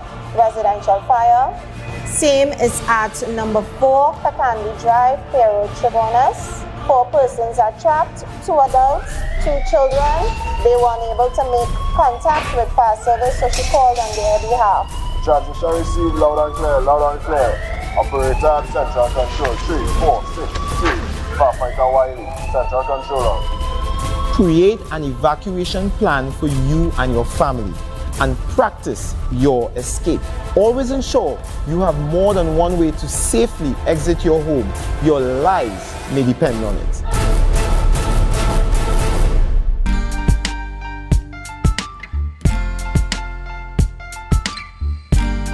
Put a smile on your face when you're moving from place to place. Good morning. People, welcome back this morning to the Tobago Updates Morning Show, and we are back now. You know, Julian, just before, in fact, just a little while ago, we had that interview with Tamika Seals Manzano and Vaughan Edwards, and you know, we were speaking to the issue of the Argyle farmers waiting to have their lands plowed, and the farmers really up in arms about the fact that there is no tractor when they need it. Mr. Edwards did make mention of the fact that they have been working along with the farmers in Argyle. But what he forgot to mention and remembered only thereafter was the fact that the Argyle farmers, he indicated, are about 60% completed. So they have been working with the Argyle farmers, maybe not at the speed that the farmers would like, but they have been lending the assistance. And again, there are alternatives for tractor use privately for the farmers to access. Of course, it's going to be at a cost to them and not to the division. Yes, certainly in terms of getting the updates out there, very crucial and critical. And at this point, viewers, we're heading straight on into the segment with Gail Rajkumar, co-founder of Trinidad and Tobago's Sister Society. And she's online with us as we speak, Women in Credit Union Seminar. And I'm sure Gail would be happy if I make the full indication. Gail Remy Rajkumar, yes. in case you're thinking she isn't connected. Good morning and welcome. Good morning. Thank you so much for having me on the show this morning. Good morning to you. Now, Gail, it's really good to have you on the program. I'm hoping that you're able to start with us this morning on what TTSS is all about. Great. TTSS is really the acronym for the Trinidad and Tobago Sister Society. And we are really a subset of the Global Women's Leadership Network. And for those of us, and for those of you out there, viewers who are involved in the credit union movement, it's really the women's arm of the credit union industry. So just to put in perspective, you're a member of a credit union, and I hope you're a member of a credit union. And then you have the credit union, the various credit unions, the Taticos, the Copas, the RAN, the police, etc. And then you have the chapters, the Tobago chapter, the Northeast chapter, Northwest chapter. And then you have the league, our Trinidad and Tobago Credit Union League. And then you have the Caribbean of credit unions. And then you have World Council of Credit Unions. So that gives you an idea of the onion in terms of from member to the World Council. And the Global Women was formed in 2009 as a subset of the World Council. And within that time, they have encouraged different countries to have sister societies, with the same mandate as they have up there. So that's what we're about in a nutshell. We are a sister society, and we are one of 4 in the Caribbean at present. All right. Okay. So what we want to get, and I know, Gail, we've been interacting for some time through our very own credit union as well, and you continue to be very passionate about encouraging in terms of women within. What can we expect coming out of this seminar that is scheduled to take place, Women in Credit Union? Right. Well, this year in particular, we are celebrating 10 years of voluntary work, and we have engaged in having monthly events from January till October. So we started in January with having a cash flow management program, because you must know your source of income. How do you spend your money, where money comes from? We want to always have some kind of, educational aspect of our program. February, we had a carnival soiree with Clico Credit Union car park. We had something in March with our International Women's Day, where we had our Mrs. Rowley as our feature speaker at that event, International Women's Day. Then April, May, we had our event with the Lupus Foundation. And June, we want to have some in Tobago, because this is our first time having the TTSS function in Tobago. And that I'm very happy about. And we chose June because June really is a month for what they call developmental education. In the calendar of credit unions, June is a developmental education month. And with that in mind, we chose Tobago to have our session this Wednesday, June 14th, at TechU Coral Reef Hotel on Oilfields Trace Road South. And I hope to see everybody there. Let's ask the question again with respect to what's happened there. We will talk about education for women at that session, the different challenges, and how we could help alleviate some of those issues here. All right. Now, Gail, tell us about Gail, and I have to say Gail Remy Rajkumar. Tell us about the keynote speaker. Who is the keynote speaker for this year? Right. For this program in the June edition, our keynote speaker will be Dr. Maria Dillon Remy, Independent Senator. Remy selected this time around. Yes. Hello? Say it again, please. I missed that last one. Sorry, yes. Why was Dr. Remy selected as the keynote speaker this time around? Because I think that Dr. Remy brings a lot to the table. Her independent thinking, her choice of her slant in terms of her vision for Tobago, her vision for women, her John Maxwell background, her educational background as a medical professional. So many reasons we have chosen Dr. Remy this time to be our speaker in Tobago.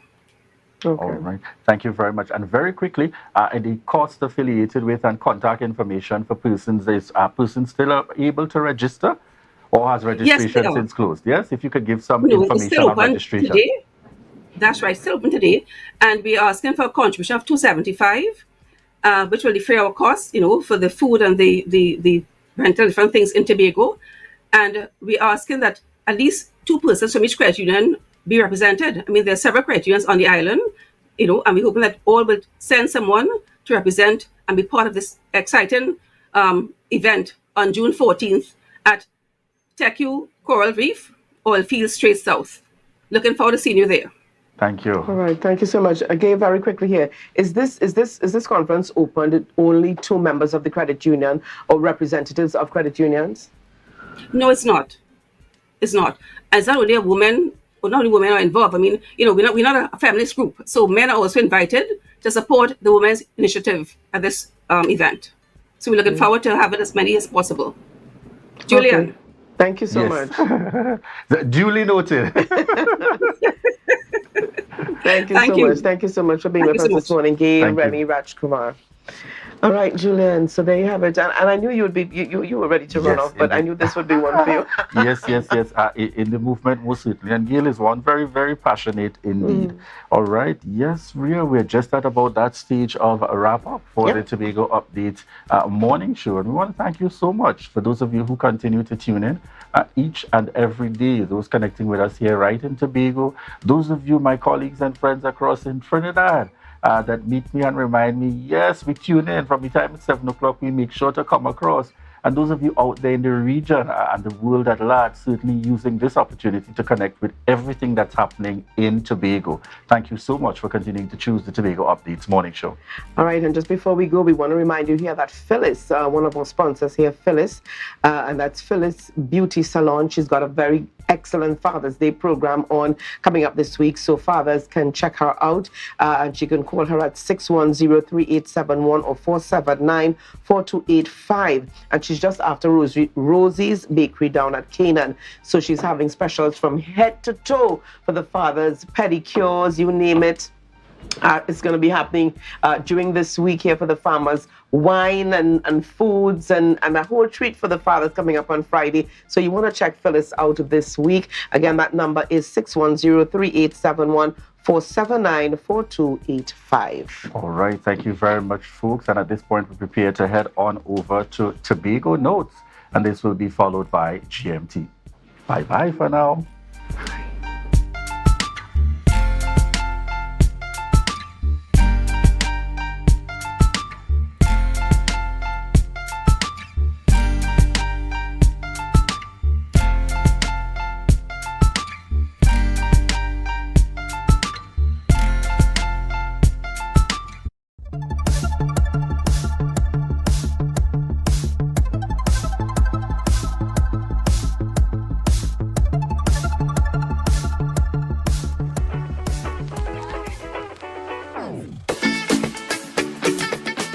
Hey, I'm last off the bus today, and that's only because I'm rolling with the Commonwealth contingent that's on the island to tour some of the facilities and accommodation ahead of the 2023 Commonwealth Youth Games to be held in August. So stay with us, it promises to be fun.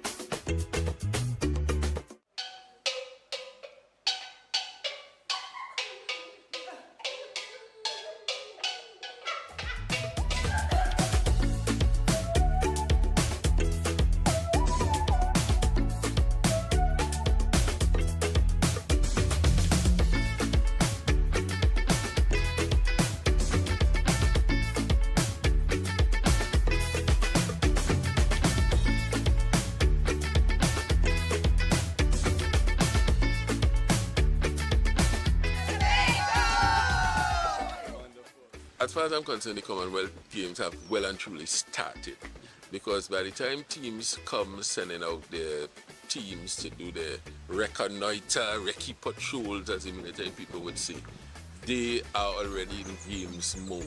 They want to find out what the hotel accommodation is like, what the playing facilities are like, what the playing conditions are like. They're enjoying it, they're enjoying the experience so far.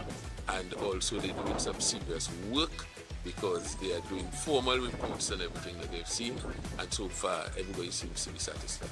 Everybody loves the hotels. We even get in there saying, oh, I want to come here, I want to stay here. They prefer to be over here for the games. They're really excited about the staying at the Magdalena and Mount Irving, and they love the Boko atmosphere, all the shopper facilities. It's the first time I've been to Tobago. I really enjoyed the entire site visits, the facilities, the accommodation. Everyone was very nice. Everyone was very accommodating. The venues are acceptable. The island is beautiful. It's clean. It's refreshing. It's everything. It's one of these places that's like a little piece of paradise. Although I'm from Barbados and that's paradise, but it's a little piece of paradise. So this is the feeling of everybody. We have Guyana, Canada, Kenya, Northern Ireland. So that's how we felt. We had a really good time today. It was a really fun group. We had a great time. It has me even more excited about what's to come in August for the Commonwealth Youth Games Tobago 2023. And of course, it's from August 2nd to 12th. So you don't want to miss it. And we at the Information Department will be keeping you abreast of all the happenings leading straight up to the games. That was a production of the Department of Information, Office of the Chief Secretary, Tobago House of Assembly. Yeah. Hey. Tobago updates. Good morning, Tobago. Wake up with Candace. Welcome to Good Morning Tobago on Tobago Updates, your source for current affairs in Tobago, Trinidad, and the region. With the perfect conversations to complement your morning routine, I am Candace Jackson, and let's get started with the news in 90 seconds. Former Tobago House of Assembly Chairman Dr. Jefferson Davidson passed away yesterday. He was 95 years old. Dr. Davidson served as chairman between 1986 and 1989. He also served as presiding officer of the House between 1996 and 2001. Following news of his passing, Chief Secretary Fali Augustine expressed his condolences and praised Dr. Davidson for his contributions to politics in Tobago. He said that Tobago lost one of its fighters for greater autonomy, and it is now left for this generation of leaders to carry on the fight. Meanwhile, news that the THA operates without a chief administrator raised concerns with former public service head Reginald Dumas. On Friday, Deputy Chief Secretary Dr. Faith B. Israel told a gathering that Chief Secretary Fali Augustine was attending to pressing issues because the chief administrator had retired. The chief administrator is the top accountant in the THA. According to Dumas, a politician should not be doing the work of a public servant, as such actions may cause problems and violate laws while crossing the legal lines of politics. And nationally, legislation is being drafted to deal with rogue officers, according to National Security Minister Fitzgerald Hines.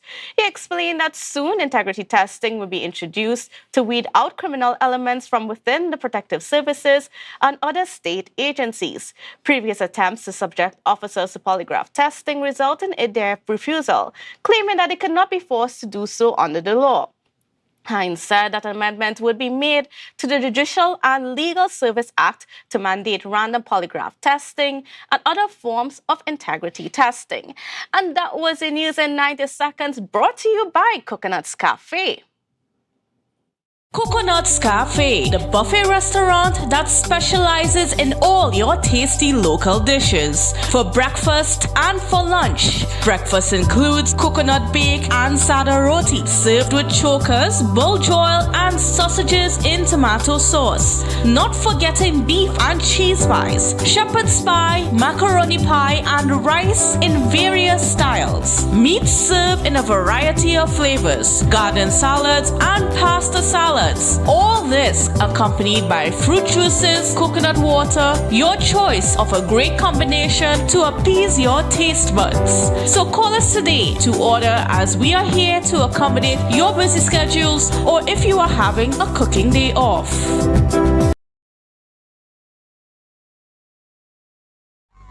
It's a brand new morning, rise up to a brand new day. passion start to rise. The energy fill the skies. I say thanks for favor to wake up and hear my neighbor. 60,000 people strong, and the vibes is never wrong. We are beauty, we are power. We are people in the sun. We are beaches, we are rivers. All right, folks, so we are back with GMT, and now we're moving into our good stuff segment. And this morning we want to highlight Mr. Jacob Cox, who is a national sprint triathlon champion at the Rainbow Cup this weekend. Jacob Cox had an outstanding race at the Rainbow Cup on Saturday, 10 June 2023, held at Turtle Beach in Tobago, beating the strong competition and winning first place overall male in the National Junior Sprint Triathlon Championships 2023. The sprint triathlon consisted of a 750-meter swim, 20K bike ride, and 5K run. Jacob Cox emerged out of the sea in first place at a time of 10 minutes and 42 seconds, and he transitioned well into the bike ride and led the way for 3 out of 4 laps, clocking a time of 39.24 minutes. And then the run started a bit slow, but he kicked it up into another gear and picked off 2 athletes to lead the way to cross the finish line, clocking a final time of 1 hour, 12 minutes and 43 seconds, with his closest rival, Noah Teixeira, crossing the line at 1 hour, 13 minutes and 3 seconds in third place. And third place went to Colby Sylvester from Grenada in 1 hour, 16 minutes and 48 seconds. So congratulations to you, Mr. Jacob Cox, a young Mr. Jacob Cox. And I don't know if you've realized, but he has been doing quite well in the field of athletics in various forms over the past year. And we're certainly looking forward to see what the future holds for this young man. So big congratulations there. The triathlon is certainly not an easy feat. Well, viewers, just want to say it's been great to be back with you. I know I've been away for a while. Unfortunately, I was out due to just some health reasons, but I am back and ready to roll. And we're getting rolling this morning with none other than Mr. Terrence Sandiford, who is he's you know him in the field of culture, especially when mass is concerned. But today he's under a new title in the form of a political activist and a member of the IDA. So good morning and welcome to you, Mr. Sandiford. Good morning, Mrs. Jackson. Pleasant good morning to you and your visitors, your viewers, and everybody in Tobago and the worldwide. All right, great. Now, first of all, I want to get started on your thoughts on the passing of Dr. Davidson Jefferson. Dr. Davidson, I mean, certainly a great loss for Tobago. Definitely. So I'm just going to give you the opportunity to just spend a few minutes speaking about him. I first met Dr. Davidson at McCool's building, where is now Tambourine Square, with E.N.R. Robinson and Hochoya and all the others, Murphy John and all the others. And he always gave me the impression that he's Tobagonian to the core. Tobagonian to the core. Dr. Jeff was a quiet, honest human man, but with a wealth of knowledge and strong and a lot of strength behind him. And his passing is of significant importance to this assembly for the mere reason that they don't take time to change the things that they are doing, that they could inform the Tobago public about these great heroes that are passing. Patrick Arnold died recently, and it's only after he's dead, and I've been making numerous overtures for them to do something for him while he's alive. But back to Dr. Jeff. Dr. Jeff used to be my tenant at ETech when I used to be managing the ETech Mall here. And I always had a cordial relation with him. He was never vexatious or hostile. He and his wife, Barbara, were my friends. We used to make jokes all the time. I used to go over to his office and lime and that kind of something. But Tobago is at a loss now with Dr. Jeff Davidson. How do you think that he should be recognized? I think some building of stature, not only one, but one of them, a building of stature that could say this is the Dr. Jeff Davidson building. And secondly, he was an educator too. Yes, he was. Right. And he was a lecturer at UE. All of that. And something must be done in the education field to solidify Dr. Jeff Davidson's contribution to the education of children and people in Tobago and by extension Trinidad, because he has had an effect on the people in Trinidad too. Dr. Jeff, Barbara, I'm sorry, accept my condolences from the Sandifords family and by extension NAR and Tobago. Great. Now I want to move on to your new position, I should say, in that of being a political activist. Why have you transitioned from being somebody very instrumental in the culture to being a political activist? All right. Before I go further, Mrs. Jackson, I just want to say to this present administration, you all used to be running up and down Stanley Baird's house, running and seeking advice and that kind of thing. Only pass and talk to the man. Oh God, have a heart. Talk to him. Go and talk to Stanley. Yeah. All right. So why political activists? I think I could make more of a significant contribution in my new positioning. And let me tell you something. Everything I'm about to say here today, this morning, goes back to the Tobago Autonomy Bill. Everything I'm saying here today. Why I get out of culture? I have seen the deterioration and mismanagement of culture. It was bad, but it has gotten worse. We have given $17 million to the tourism division. And because there are two cabals in the tourism division, one black and gold, one black and silver. One doing what they want, the other one ain't doing nothing. And they all contributing to the demise of the culture in Tobago, of Carnival in Tobago. Because they don't care, they're only looking to see about themselves and making deals left, right, and center. That is how they are. That is how they are. And you know what's hurt me most of all, Mrs. Jackson? For 21 years, Tobago was battered and bruised and nullified and victimized by the PNM administration, because they may know better. PNM administration. We give these set of carpetbaggers an opportunity to go and fix it so that Tobagonians could benefit. And what they do? Nothing of significance. And all they're talking about is what they go do, what they plan to do. On the hustings, they talk about all kind of things to make people go behind them and follow them. And what happened? We put a sweetbread maker to run 60,000 of us. But he is not really the Secretary for Finance. He's not the Secretary for Finance because you don't know about it. Mm-hmm. He never opened a bicycle shop or fishing depot. So we made the fundamental mistake and give him, and because he has gift of gab, give him the leeway.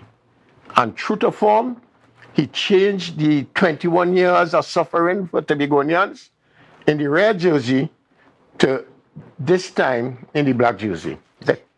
That is all. And you're choosing, I should say, the IDA as your political vehicle to take your activism forward. All right. Yes, I'm doing that because a number of factors. Dr. Sayafat is an experienced politician. She ain't hungry and go want to bend her hand behind her back and take bribe and that kind of something. her positioning at this moment with the House of Assembly bill is of critical importance. And let me speak a little bit about that. Because we don't have an assembly with oversight powers that we could call these comedians and pull them to task in front of committee and let them drill them down to get the exact things what happening. Because we don't have powers to make laws, to develop communities as groups, that they can now tell the assembly what it is they want for their community, not vice versa. And because we continue to be in this quagmire, that monies, hundreds of millions of dollars is being spent. We spent $27 million on Manta Lodge, $27 million. And what happens? We do have an operator, we're looking for a buyer, and it started rotten already, you know. I had people up there in Speyside call me and tell me, Sandyford, you know the place started rotten already, right? So it's another set of refurbishing, money spent when they eventually get an operator. You're opening a water park. You're opening a water park for $500 million. How significant is that in regards to Tobagonians developing? How significant is that? I hear the economic carpetbagger say that how strawberries we will be selling strawberries to Trinidad and all kind of something. But he allows $17 million to go for carnival with a stage in the sea, right? And nothing, this short of $700,000. And yet, they short on the jazz festival. Okay. Up to now, we haven't get any information on the nearly $500,000 we spent on D'Angelo. You're supposed to get information on the zip line that the baker was saying he would take Tracy to court and all kind of something. Nothing like that, nothing like that. And it continues. And I am saying, Tobagonians started to wake up already, and they will not allow another 21 years under this new regime. He's supposed to resign 21, 25 days up to now. Not a public statement to say, is AI, is this man, is Vanna's voice, or whoever it is. Nothing at all. And he was a guy, every toilet opening, he down there to open it. Taking over all the secretary's position, doing, speaking to the public. He in charge. But now, 21 days, nobody in here, nothing from him. So I am calling on people to reject him, put a government in place that has the will of the people and the knowledge to do it properly. That we have a government that even if Dr. Soyafat is the chief sec, she would have to account to the people. And that is it. That's it. All right. Well, Mr. Sandyford, we're going to take a quick break. And when we come back, we're just going to get into a bit more of just some of your concerns with this present administration. So viewers, please don't go anywhere. We'll be right back. The skies. I say thanks for favor to wake up and hear me neighbor. Hey, you buy a gift for daddy, has it? I didn't think so. You can come into Authentic Builders right here in Tobago Local Road, right? And you can get discounts on power tools, so daddy. If not, you know you can get fame as well. Right behind me there is blocks. You can buy some blocks to finish the house, or tunnel steel, lumber, even roofing as well. So we are announcing our Grandfather's Day sale. And to crown it off, the crowning moment will be Friday the 16th and Saturday the 17th, where you can come in store, get free giveaways, and on Friday is breakfast given out. Saturday is lunches sharing out. So you hear the scene right here in Bonaccord, Tobago, and send in your quotation to 272-1990 for your free WhatsApp quotation. It's that simple. So guys, come on down right here at Tobago Local Road in Canaan to come and get your best prices. Not to mention, don't forget, you have to come down here Friday the 16th and Saturday the 17th, where you're getting giveaways and all different things will be happening right here for Daddy in Tobago later.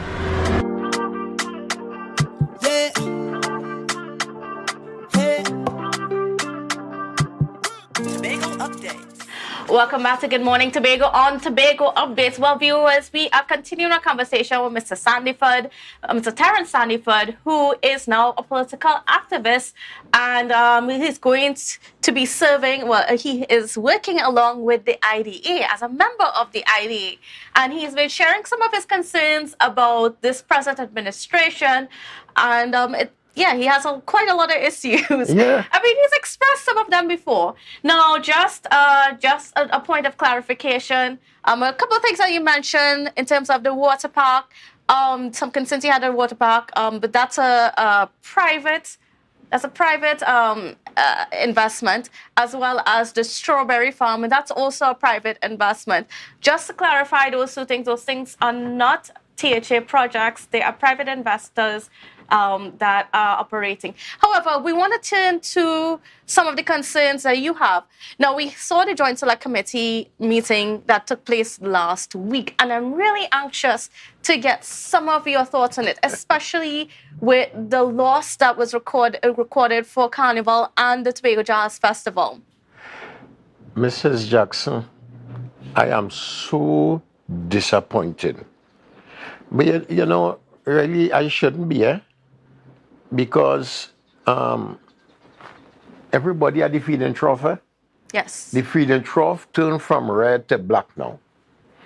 The thing about it is that I felt totally embarrassed when in front of Joint Select Committee, our Tobagonian brothers and sisters couldn't have answered one iota of the amount of people that visited Tobago from last year and at the present. I am saying, is this a bunch of comedians? I can't understand it. And how they can send people to Trinidad without that information. And here what happened. People calling me and saying, Sandiford boy, is you had to be blamed for that.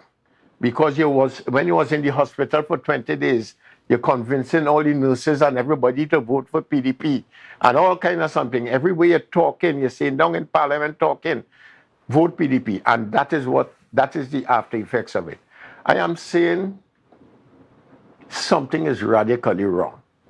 And the only way this can change is to forget about the assembly bill they have in Trinidad. Forget about that totally. Mm-hmm.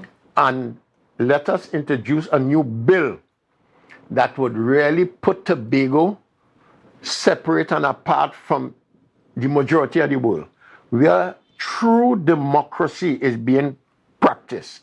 Because we in the IDA have started practicing it, democracy, so that when we get into office, it wouldn't be something of a challenge to us. It would be part and parcel of us. Now, Mr. Sandiford, at the joint, this is not the first time that the THA has appeared before the Joint Select Committee, and it raised a few eyebrows.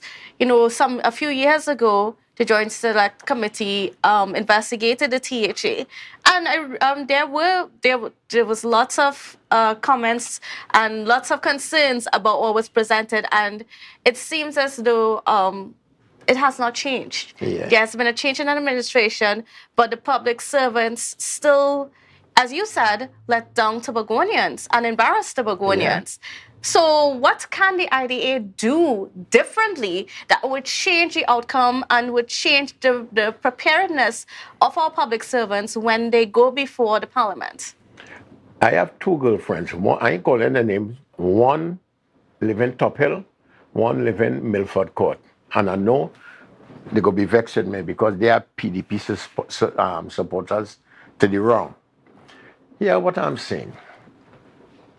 We have already embarked on a training plan and program, not for only IDA members, for all members of the Assembly. We have to retool our workers. We have to give them the knowledge with this new dispensation of AI and all of that. We have to train them to be able to perform diligently, to perform to the best of their ability, to do research, do more investigating work to bring Tobago up to status. We are just under Haiti in regards to poverty. We are just under Haiti. Why would you say that? Yeah, because we have nothing going for ourselves. We presently have nothing.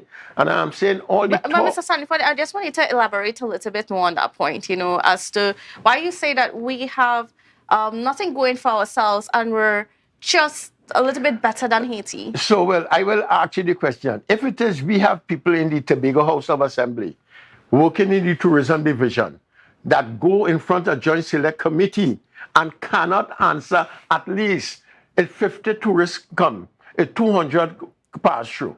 Let me tell you something. Let me divert a little bit.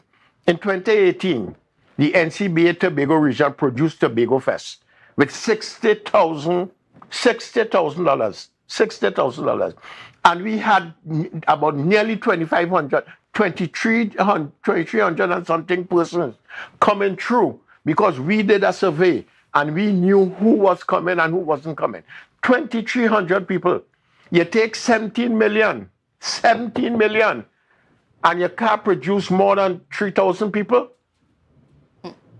We are the financial gurus and then in the assembly is, and I hear Anselm making a statement that was to bring people to Tobago. $17 million to bring people to Tobago, and you still have a shortfall of $700,000. What kind of comedy economist he is? Now, Mr. Sandiford, in your experience in the culture arena, whenever Tobago has hosted carnival or hosted jazz, has it ever made a profit?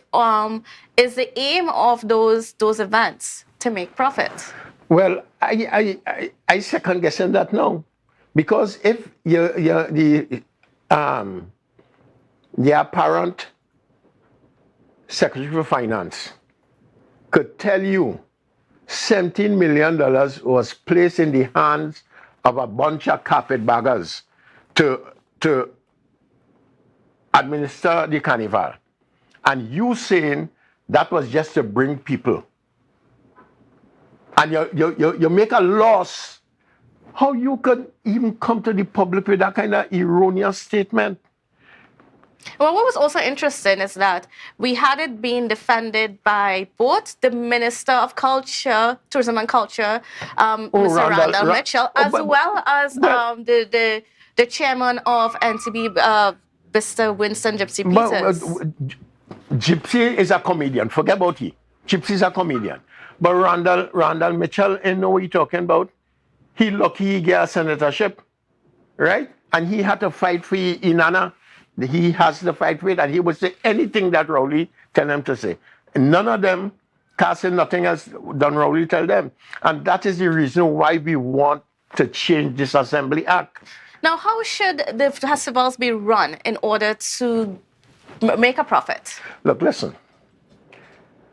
We need to increase our social programs to help persons who are destitute, not able to do certain things. But we cannot take hard-earned taxpayers' money, your tax, real tax, all of us tax, and throw it behind bad waters. The festival, let me go back. The Festival Commission is no longer running carnival. There's a committee comprising of some Lazaronians and carpetbaggers that is running the carnival because they see it fit to take it over and that everybody could put their hand behind their back and get a change. It should be returned to the Festival Commission. But an overhauling of the Festival Commission is sorely needed. It must be overhauled. And new rules and guidelines must be implemented so that you don't find nefarious behaviors taking place in the Festival Commission. It must be structured, and I'll go back again to the new government, that if it is you have oversight committees, all the people in them assembly, on the boards and all over the place, that doing what they want and that kind of something, they would have to account to oversight committees. Oversight committees, the assembly right now is too small. The 8 persons on top there making all the decisions. They don't come back to the population. They say they're having town meeting, but what they're doing, they're just telling you. We need to have a comprehensive overhaul so that the communities could have representation that could come and grill the Secretary for Sports, the Secretary for Finance, Agriculture. What we doing with agriculture? We talking and nothing. The extension officers not working. They're not working. So we need to put them back to work. Do programs that they will go back and visit farmers and them. If you go down by licensing office, 922 of them have cars. It has no car park for the thing. And all they're doing is walking in and walking out. All right, well, Mr. Saniford, we'll unfortunately have to leave it out right there because we are out of time. But I want to thank you this morning for being on with us and for sharing your views in the current affairs of the day right here in Tobago. Thank you. And I will always express myself because me ain't looking to eat no food. I have food on my table. Thank you. That's a really interesting way to end our conversation this morning. Well, viewers, we've got a lot more coming up for you on the program, so please don't go anywhere. We'll be back with GMT.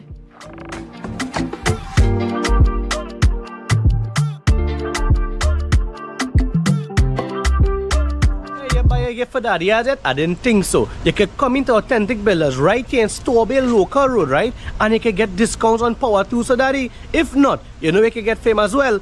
Right behind me there is blocks. You can buy some blocks to finish the house or tunnel steel, lumber, even roofing as well. So we are announcing our Grandfather's Day sale. And to crown it off, the crowning moment will be Friday the 16th and Saturday the 17th, where you can come in store, get free giveaways, and on Friday is breakfast given out. Saturday is lunches sharing out. So you hear the scene right here in Bonaccord, Tobago, and send in your quotation to 272-1990 for your free WhatsApp quotation. It's that simple. So guys, come on down right here at Tobago Local Road in Canaan to come and get your best prices. Not to mention, don't forget, you have to come down here Friday the 16th and Saturday the 17th, where you're getting giveaways and all different things will be happening right here for Daddy in Tobago. Later.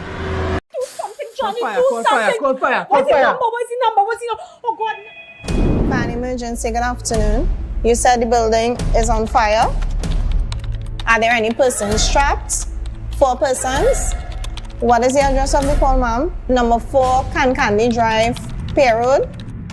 Can I have your name, please? Miss Bihari. Thank you, Miss Bihari. I'll be dispatching an appliance. Central Control from Fire Control. Go ahead, Fire Control. Central Control is really over. Central Control, have a plans and crew. Respond to our residential fire. Same is at number 4, Candy Drive, Pier Road, Chabonas. 4 persons are trapped, 2 adults, 2 children. They were unable to make contact with fire service, so she called on their behalf. Transmission received loud and clear. Operator Central Control 3463. Firefighter Wiley, Central Controller. Create an evacuation plan for you and your family and practice your escape. Always ensure you have more than one way to safely exit your home. Your lives may depend on it.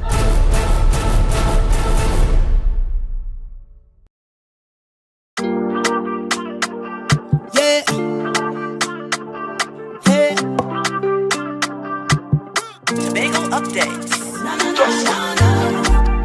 Good morning, Tobago. Wake up with Candace and Denasia.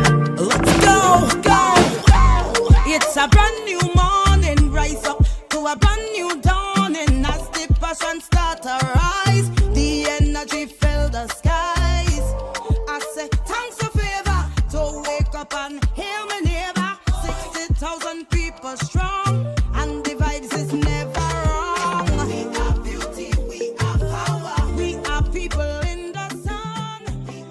Welcome back to Good Morning Tobago on Tobago Updates. And viewers, well, it's Monday morning and it's always a great way to start off the week with an update from our police. So we have Sergeant Joseph Jordan on with us this morning. Good morning and welcome to you, sir. How are you? Good morning to you, Candice. Good morning to Trinidad and Tobago. Thanks for having me. We look forward to giving you usual updates and a wonderful week ahead. Great. Now, I want to get things started with some of the stuff that's been happening in regards to gun-related crime. We've had quite a few reports of shooting over the past week. What can you give us, what can you share with us in terms of the updates on those incidents? All right. So where we are in Tobago for the last week, let us start off with our statistics. So we're looking at our statistics as it relates to January 1st. And up to June the 4th, and we're going to compare 2022 to the year 2023 as relates to serious report crimes. We have a total of 256 for this year as compared to 351. And those are gun-related crimes? No, SRCs, serious report crimes, generally all crimes, right? So that is where we are. We'd have recorded 27% decrease in SRCs. So we are seeing where our serious report crimes are being reduced. However, within that, we have our murders, and we would have recorded 7 murders for the year, even within the same period, whilst last year we would have recorded 3. So we have seen we had an increase of 4 murders over that same period, right?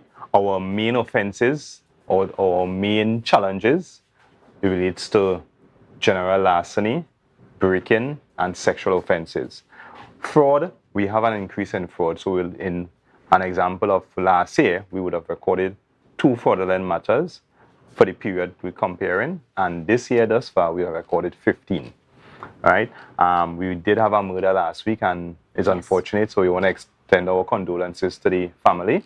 I express in my personal condolences because it's a villager of mine. It's somebody who I would have grown up with. And it's a very unfortunate and sad time for us in the community as well as Tobago. As relates to that investigation, there is no motive established at this point in time.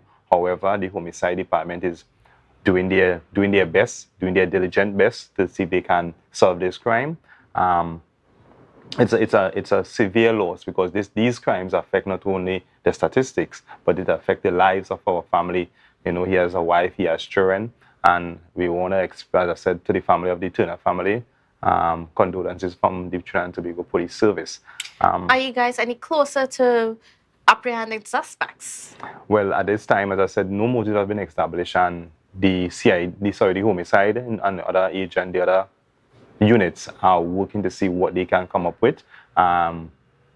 They have some evidence. However, as we often know, we have to run it through the mill before we can bring something to the table, because murders are not very, very easy to solve, because in our society we find ourselves, we hear this, we hear that. But if there is no evidence, then we cannot bring forth any charges. But we are asking the public, as per usual, 800 tips 555, provide that information that can assist the police and the family in solving this crime.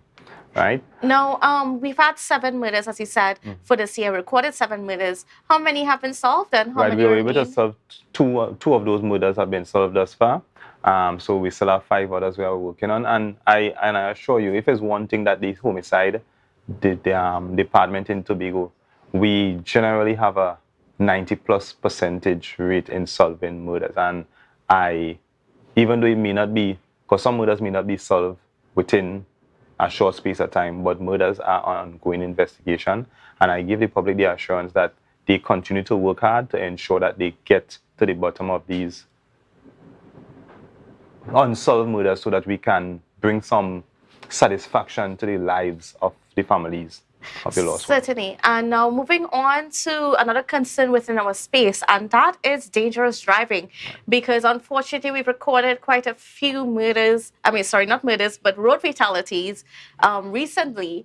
And it is raising some concerns. So yes, certainly. Well, as relates to, even with figures, right? So last year, we would have recorded 3 fatal road traffic, deaths as a result of accidents. This year, we would have recorded 6 deaths However, we had 5 accidents. So because of the double deaths fatality. that last occurred in Tobago. So our figures are increasing somewhat. Overall, Trinidad and Tobago would have recorded, I think, 47 for the year as compared to 44 last year. So there was my figures correct, there's a 7% increase in road fatalities. And this brings us to our point this morning as relates to causing death by dangerous driving. It is a sore point, and it is a long and tedious investigation. Starting from the call, police officers would respond. They would secure the area as it relates to the victim. If they are alive, we have to wait on the DMO to decide or to determine if the person would have died, if they would have died on the way to hospital or upon arrival. That is the initial aspect. The police have to investigate, and our investigation entails recording statements from witnesses, recording statements from anybody who might have information as to what might have occurred. It involves taking photographs, measurements, getting medical reports, having the postmortem done, collecting that information, the toxicology report, which is one of the area or one of the documents that takes a very long time to get in order to complete the investigation. We also have to get information as it relates to the burial of the person. So we need to appreciate that these type of investigations, and as a result of causing or fatal accidents, it is a long drawn out process. Now the police, we would always be on the drumming board as it relates to why we taking so long, how come this person hasn't been arrested and charged. But it is we must understand that these things takes a length of time, and what we want persons to do is to exercise caution on the road so that we don't have to investigate fatal road traffic accident, because one of the circumstances that leads to fatal RT is driving above the speed limit or speeding. And when you drive at those levels of speed, it is very likely that you're going to cause serious as well as fatal injuries. How many of our accidents, whether they be fatal or causing serious injuries, how many of those are, or what percentage I should say, are related to driving under the influence? All right. Based on what we would have had for the year thus far, there is no, based on my recollection, there is no information that any of the drivers were drunk or under the influence. However, as I said, speeding is one of the number one cause, and a lot of people, one of the things we often had to cry when a fatal accident happens, or they brutalize him.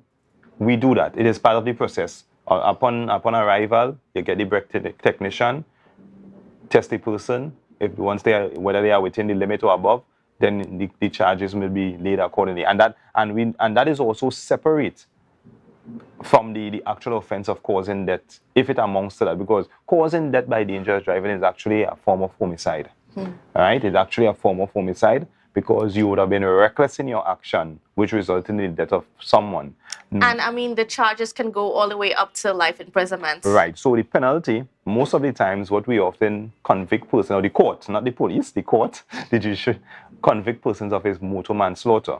And once convicted on indictment, that person would be sentenced for 15 years imprisonment, and the license would be suspended and all these things. If it were to happen again, it would have been, you will be banned for life, right? So there are the penalties in place. However, it takes a little while for we to get to that point. And once persons understand the content or the path to bring this person to justice, it helps a whole lot. And it has to do also with the communication between the police and the family, because the person is no longer with us, so somebody has to speak on their behalf. And this is where the police will have to communicate. This is where we talk about community partnership and sharing information, giving feedback. This is what we often give persons. And hence the reason why we are undergoing this aspect of educating the public as it relates to road traffic accidents that results in death, and how or what the police do and what is expected by the citizens. All right. Well, I think that's a good point for us to end our conversation this morning because unfortunately we are out of time. But I mean, as you know, supporting the call of Sergeant Jordan to folks be very careful out on the roads. I mean, it's sort of disturbing seeing the rate of accidents that we are experiencing. And, you know, sometimes just slow down, give way. We got to work on our road rage too. But, I mean, that could be a conversation that we can also right. I mean, there's develop at a later point. There's a lot more here. But as you said, road rage. So people just need to be courteous, respect the laws, the traffic laws, and a little common sense. And that will be quite sufficient to get us to and from our destination safely. All right. Well, thank you so much, Sergeant Jordan. You're welcome. And viewers, well, we're going to take a quick break and we'll come back with more conversations on GMT.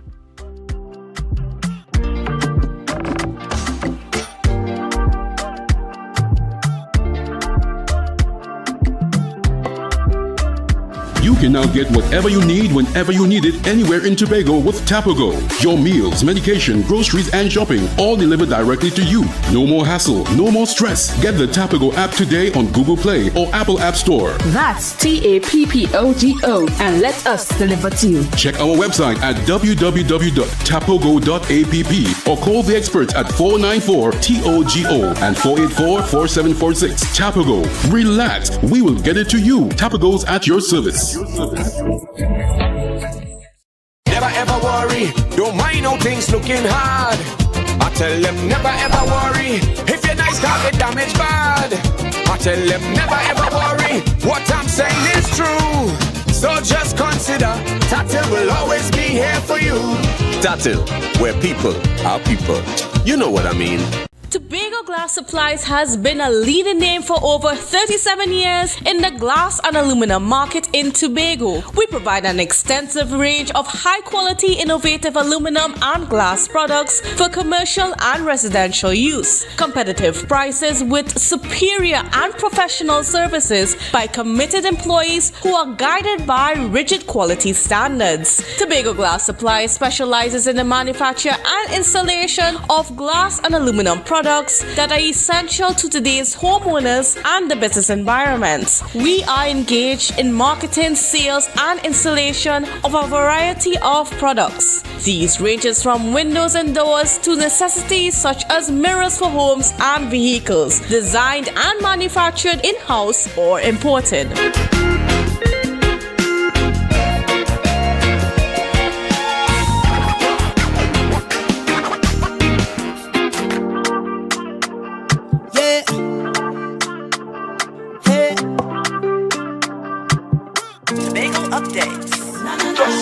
Welcome back to Good Morning Tobago on Tobago Updates. Well, viewers, we are chatting this morning with Mr. Braden Roberts, who is a Tobago officer for Tutor. Good morning and welcome to you, sir. How are you? Good morning. I'm all right. It's been a while. It's been a while. Now, getting into our conversation this morning, we are speaking about Tutor Tobago Professional Development Day that's happening pretty soon. It happened. Oh, happened? Yes. It was Friday, God. Right. So what can you share with us about that? Right. So we have our 83rd anniversary of Tobago Teachers Get Together, where we usually have a series of activities where we award our retirees during the year. We also have a development day where we look at enriching sessions for our teachers. So the development day we had, it was Friday. However, we started Get Together with a webinar. We look at the history of Get Together and the preparations involved and so forth. We had a church service that was on the 4th of June. We then had the awards function on the Thursday, the 8th of June, and then the 9th, the Friday, we had our development day. And what came out of the development day? Right, so for the development, well, for Get Together, we usually have a team. And this year, we look at investing in the future. It's a comprehensive agenda where we look at the health, the financial, and the pedagogical well-being of our teachers. So we had 3 speakers this year. We had Mr. Springer, who looked at the pedagogy. We had Miss Celestine, who looked at finance. And we also had Miss Morrison, who looked at health. We were able to get 3 different segments where we look at the 8 different aspects or components of health and seeing about your health. We then looked at the financial aspect, how teachers can prepare to manage their finances, prepare for investments and those things, how we can embrace the technology. We look at the pedagogy, how to deliver our education, to plan and prepare our lessons for our students. So we had that comprehensive team where we looked at the overall well-being of our teachers, because you can't pour from an empty cup. So every now and again, you need to enrich our teachers, and there's no one better to celebrate themselves than you. So we celebrate our teachers. We ensure we lift up our teachers at this time. The only drawback, though, it was RAM, yes, all the nights. But by the Trinidad teachers, they see the value more than our Tobago counterparts. So I really hope that our Tobago teachers come out. We may need to have a bigger venue because it was full, but mainly with our Trinidad counterparts. Now, what is one thing you would say that came out of the development seminar and so on that would help, help our teachers or help improve our education system here in Tobago? Well, those who weren't there, they missed a lot. We usually have powerful seminars. The only thing is sometimes these sessions, they impact the life of those persons who participated for about a month, for about 6 weeks. And then life gets the better of you and you go back to your old ways. So especially where we have school will be closing in early July. So when we have our seminar or development day within the month of June, you leave enriched. When you go on vacation, the school term starts back in September, life really comes back, reality really comes back, and sometimes we go back to our old ways. However, there was a strong call in this get-together that we keep the conversations going, we keep the camaraderie going, we keep talking with our teachers about what came out of the development day. The standout for me is, you see, we are in a cultural war now where we're seeing the young persons, they gravitate into negativity. The older ones, they're having that struggle interacting and connecting with the younger ones because you did it your way back then, and the young persons now, we are seeing all levels of immorality now. We are seeing even at leadership levels outside of politics, inside of politics, where persons not really standing up tall as we would like them to. So this get-together was really about strengthening our teachers to make that stance. All right. And, I'm looking into the next year for school, because I said we're basically at the end of this school year. What are you hoping for, especially for Tobago? We are in scary times, really. I'm not seeing the direction of our leaders. I'm not seeing what the direction is. So even within our teaching fraternity, one of the call was for us to not reflect how we are treated, but reflect who we are. So we as teachers, we need to stand up, because I'm not seeing that resources are being made available to education. I was here recently talking about increments and gratuity, and the administrator found about 2.5 million. Apparently they repurposed the money because those teachers did not get the money. So we cannot bank on all the frustrating things right now. So to say hope, we as teachers are making that call for all our teachers. We as teachers, we have to step up, because even if we throw our hands in the air, society won't get better, and we have to live here. So moving forward from September, completing this academic year and starting in the next academic year, I'm calling on our teachers to stand up as best as possible. It will be tough.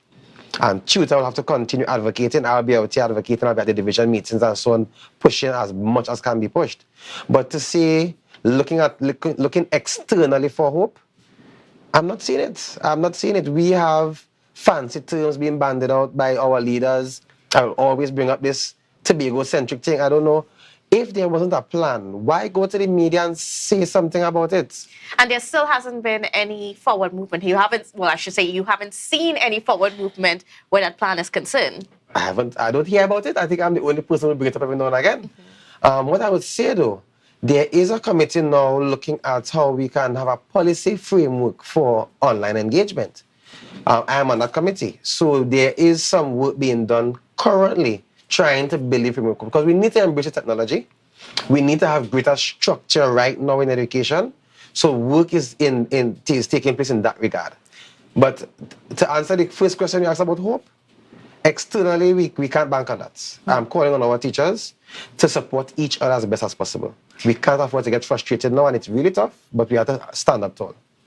And when it comes to, like, as you mentioned, technology, now, I mean, it's funny that we are still having this conversation now because, you know, we came through the pandemic and that should have been the place where we had it sorted out, you know, because we were pushed into a situation where we had to depend on technology. But it seems as though that after the pandemic, we just went back to the old ways.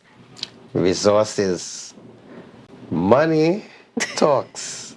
So the division can't afford pre-pandemic measures. We're talking about technology. We're talking about increasing bandwidth. We're talking about devices. We are talking about all the responsibilities that the division, not just the Division of Education, the Ministry of Education also complains about money. So we have schools with basic infrastructural issues, and now we're going to talk about technology. We are asking the same teachers that we can't find the money to pay what they worked for. Not a new initiative like we're begging for something new. You can't pay them for what they worked for, but you're asking them to get increased packages, buy devices, give our teachers, our students the best. So technology and the development that should have taken place coming out of the pandemic, it has been stymied by the management of funds. And if you don't invest in education, well, as you had the interview with the police officer, we'll have plenty more of those things to discuss because education is what shapes your society. Certainly. All right, well, Mr. Roberts, unfortunately, we are out of time this morning, but I just want to thank you so much for being able to be on with us and for sharing us some of the updates. And we're certainly hoping that the lessons or the teachings that happened within the development day can help you know, encourage our teachers and motivate our teachers to keep going. It's certainly a tough job, but we are grateful for the job that you guys do within our society. Yes, and it's for us to keep the conversation going and not leave it to die. So it was a very enriching session, but it's for us to keep the conversation going. So thank you even for the platform here to even remind those who were present to speak with those who were not, to ensure that we all go together in this journey. Certainly. All right, well, again, thank you so much. And then viewers, you certainly, thank you for being with us and for staying locked on to Good Morning Tobago and Tobago Updates. It's been my pleasure this morning to be with you. So have a safe and wonderful day, and we will see you again tomorrow.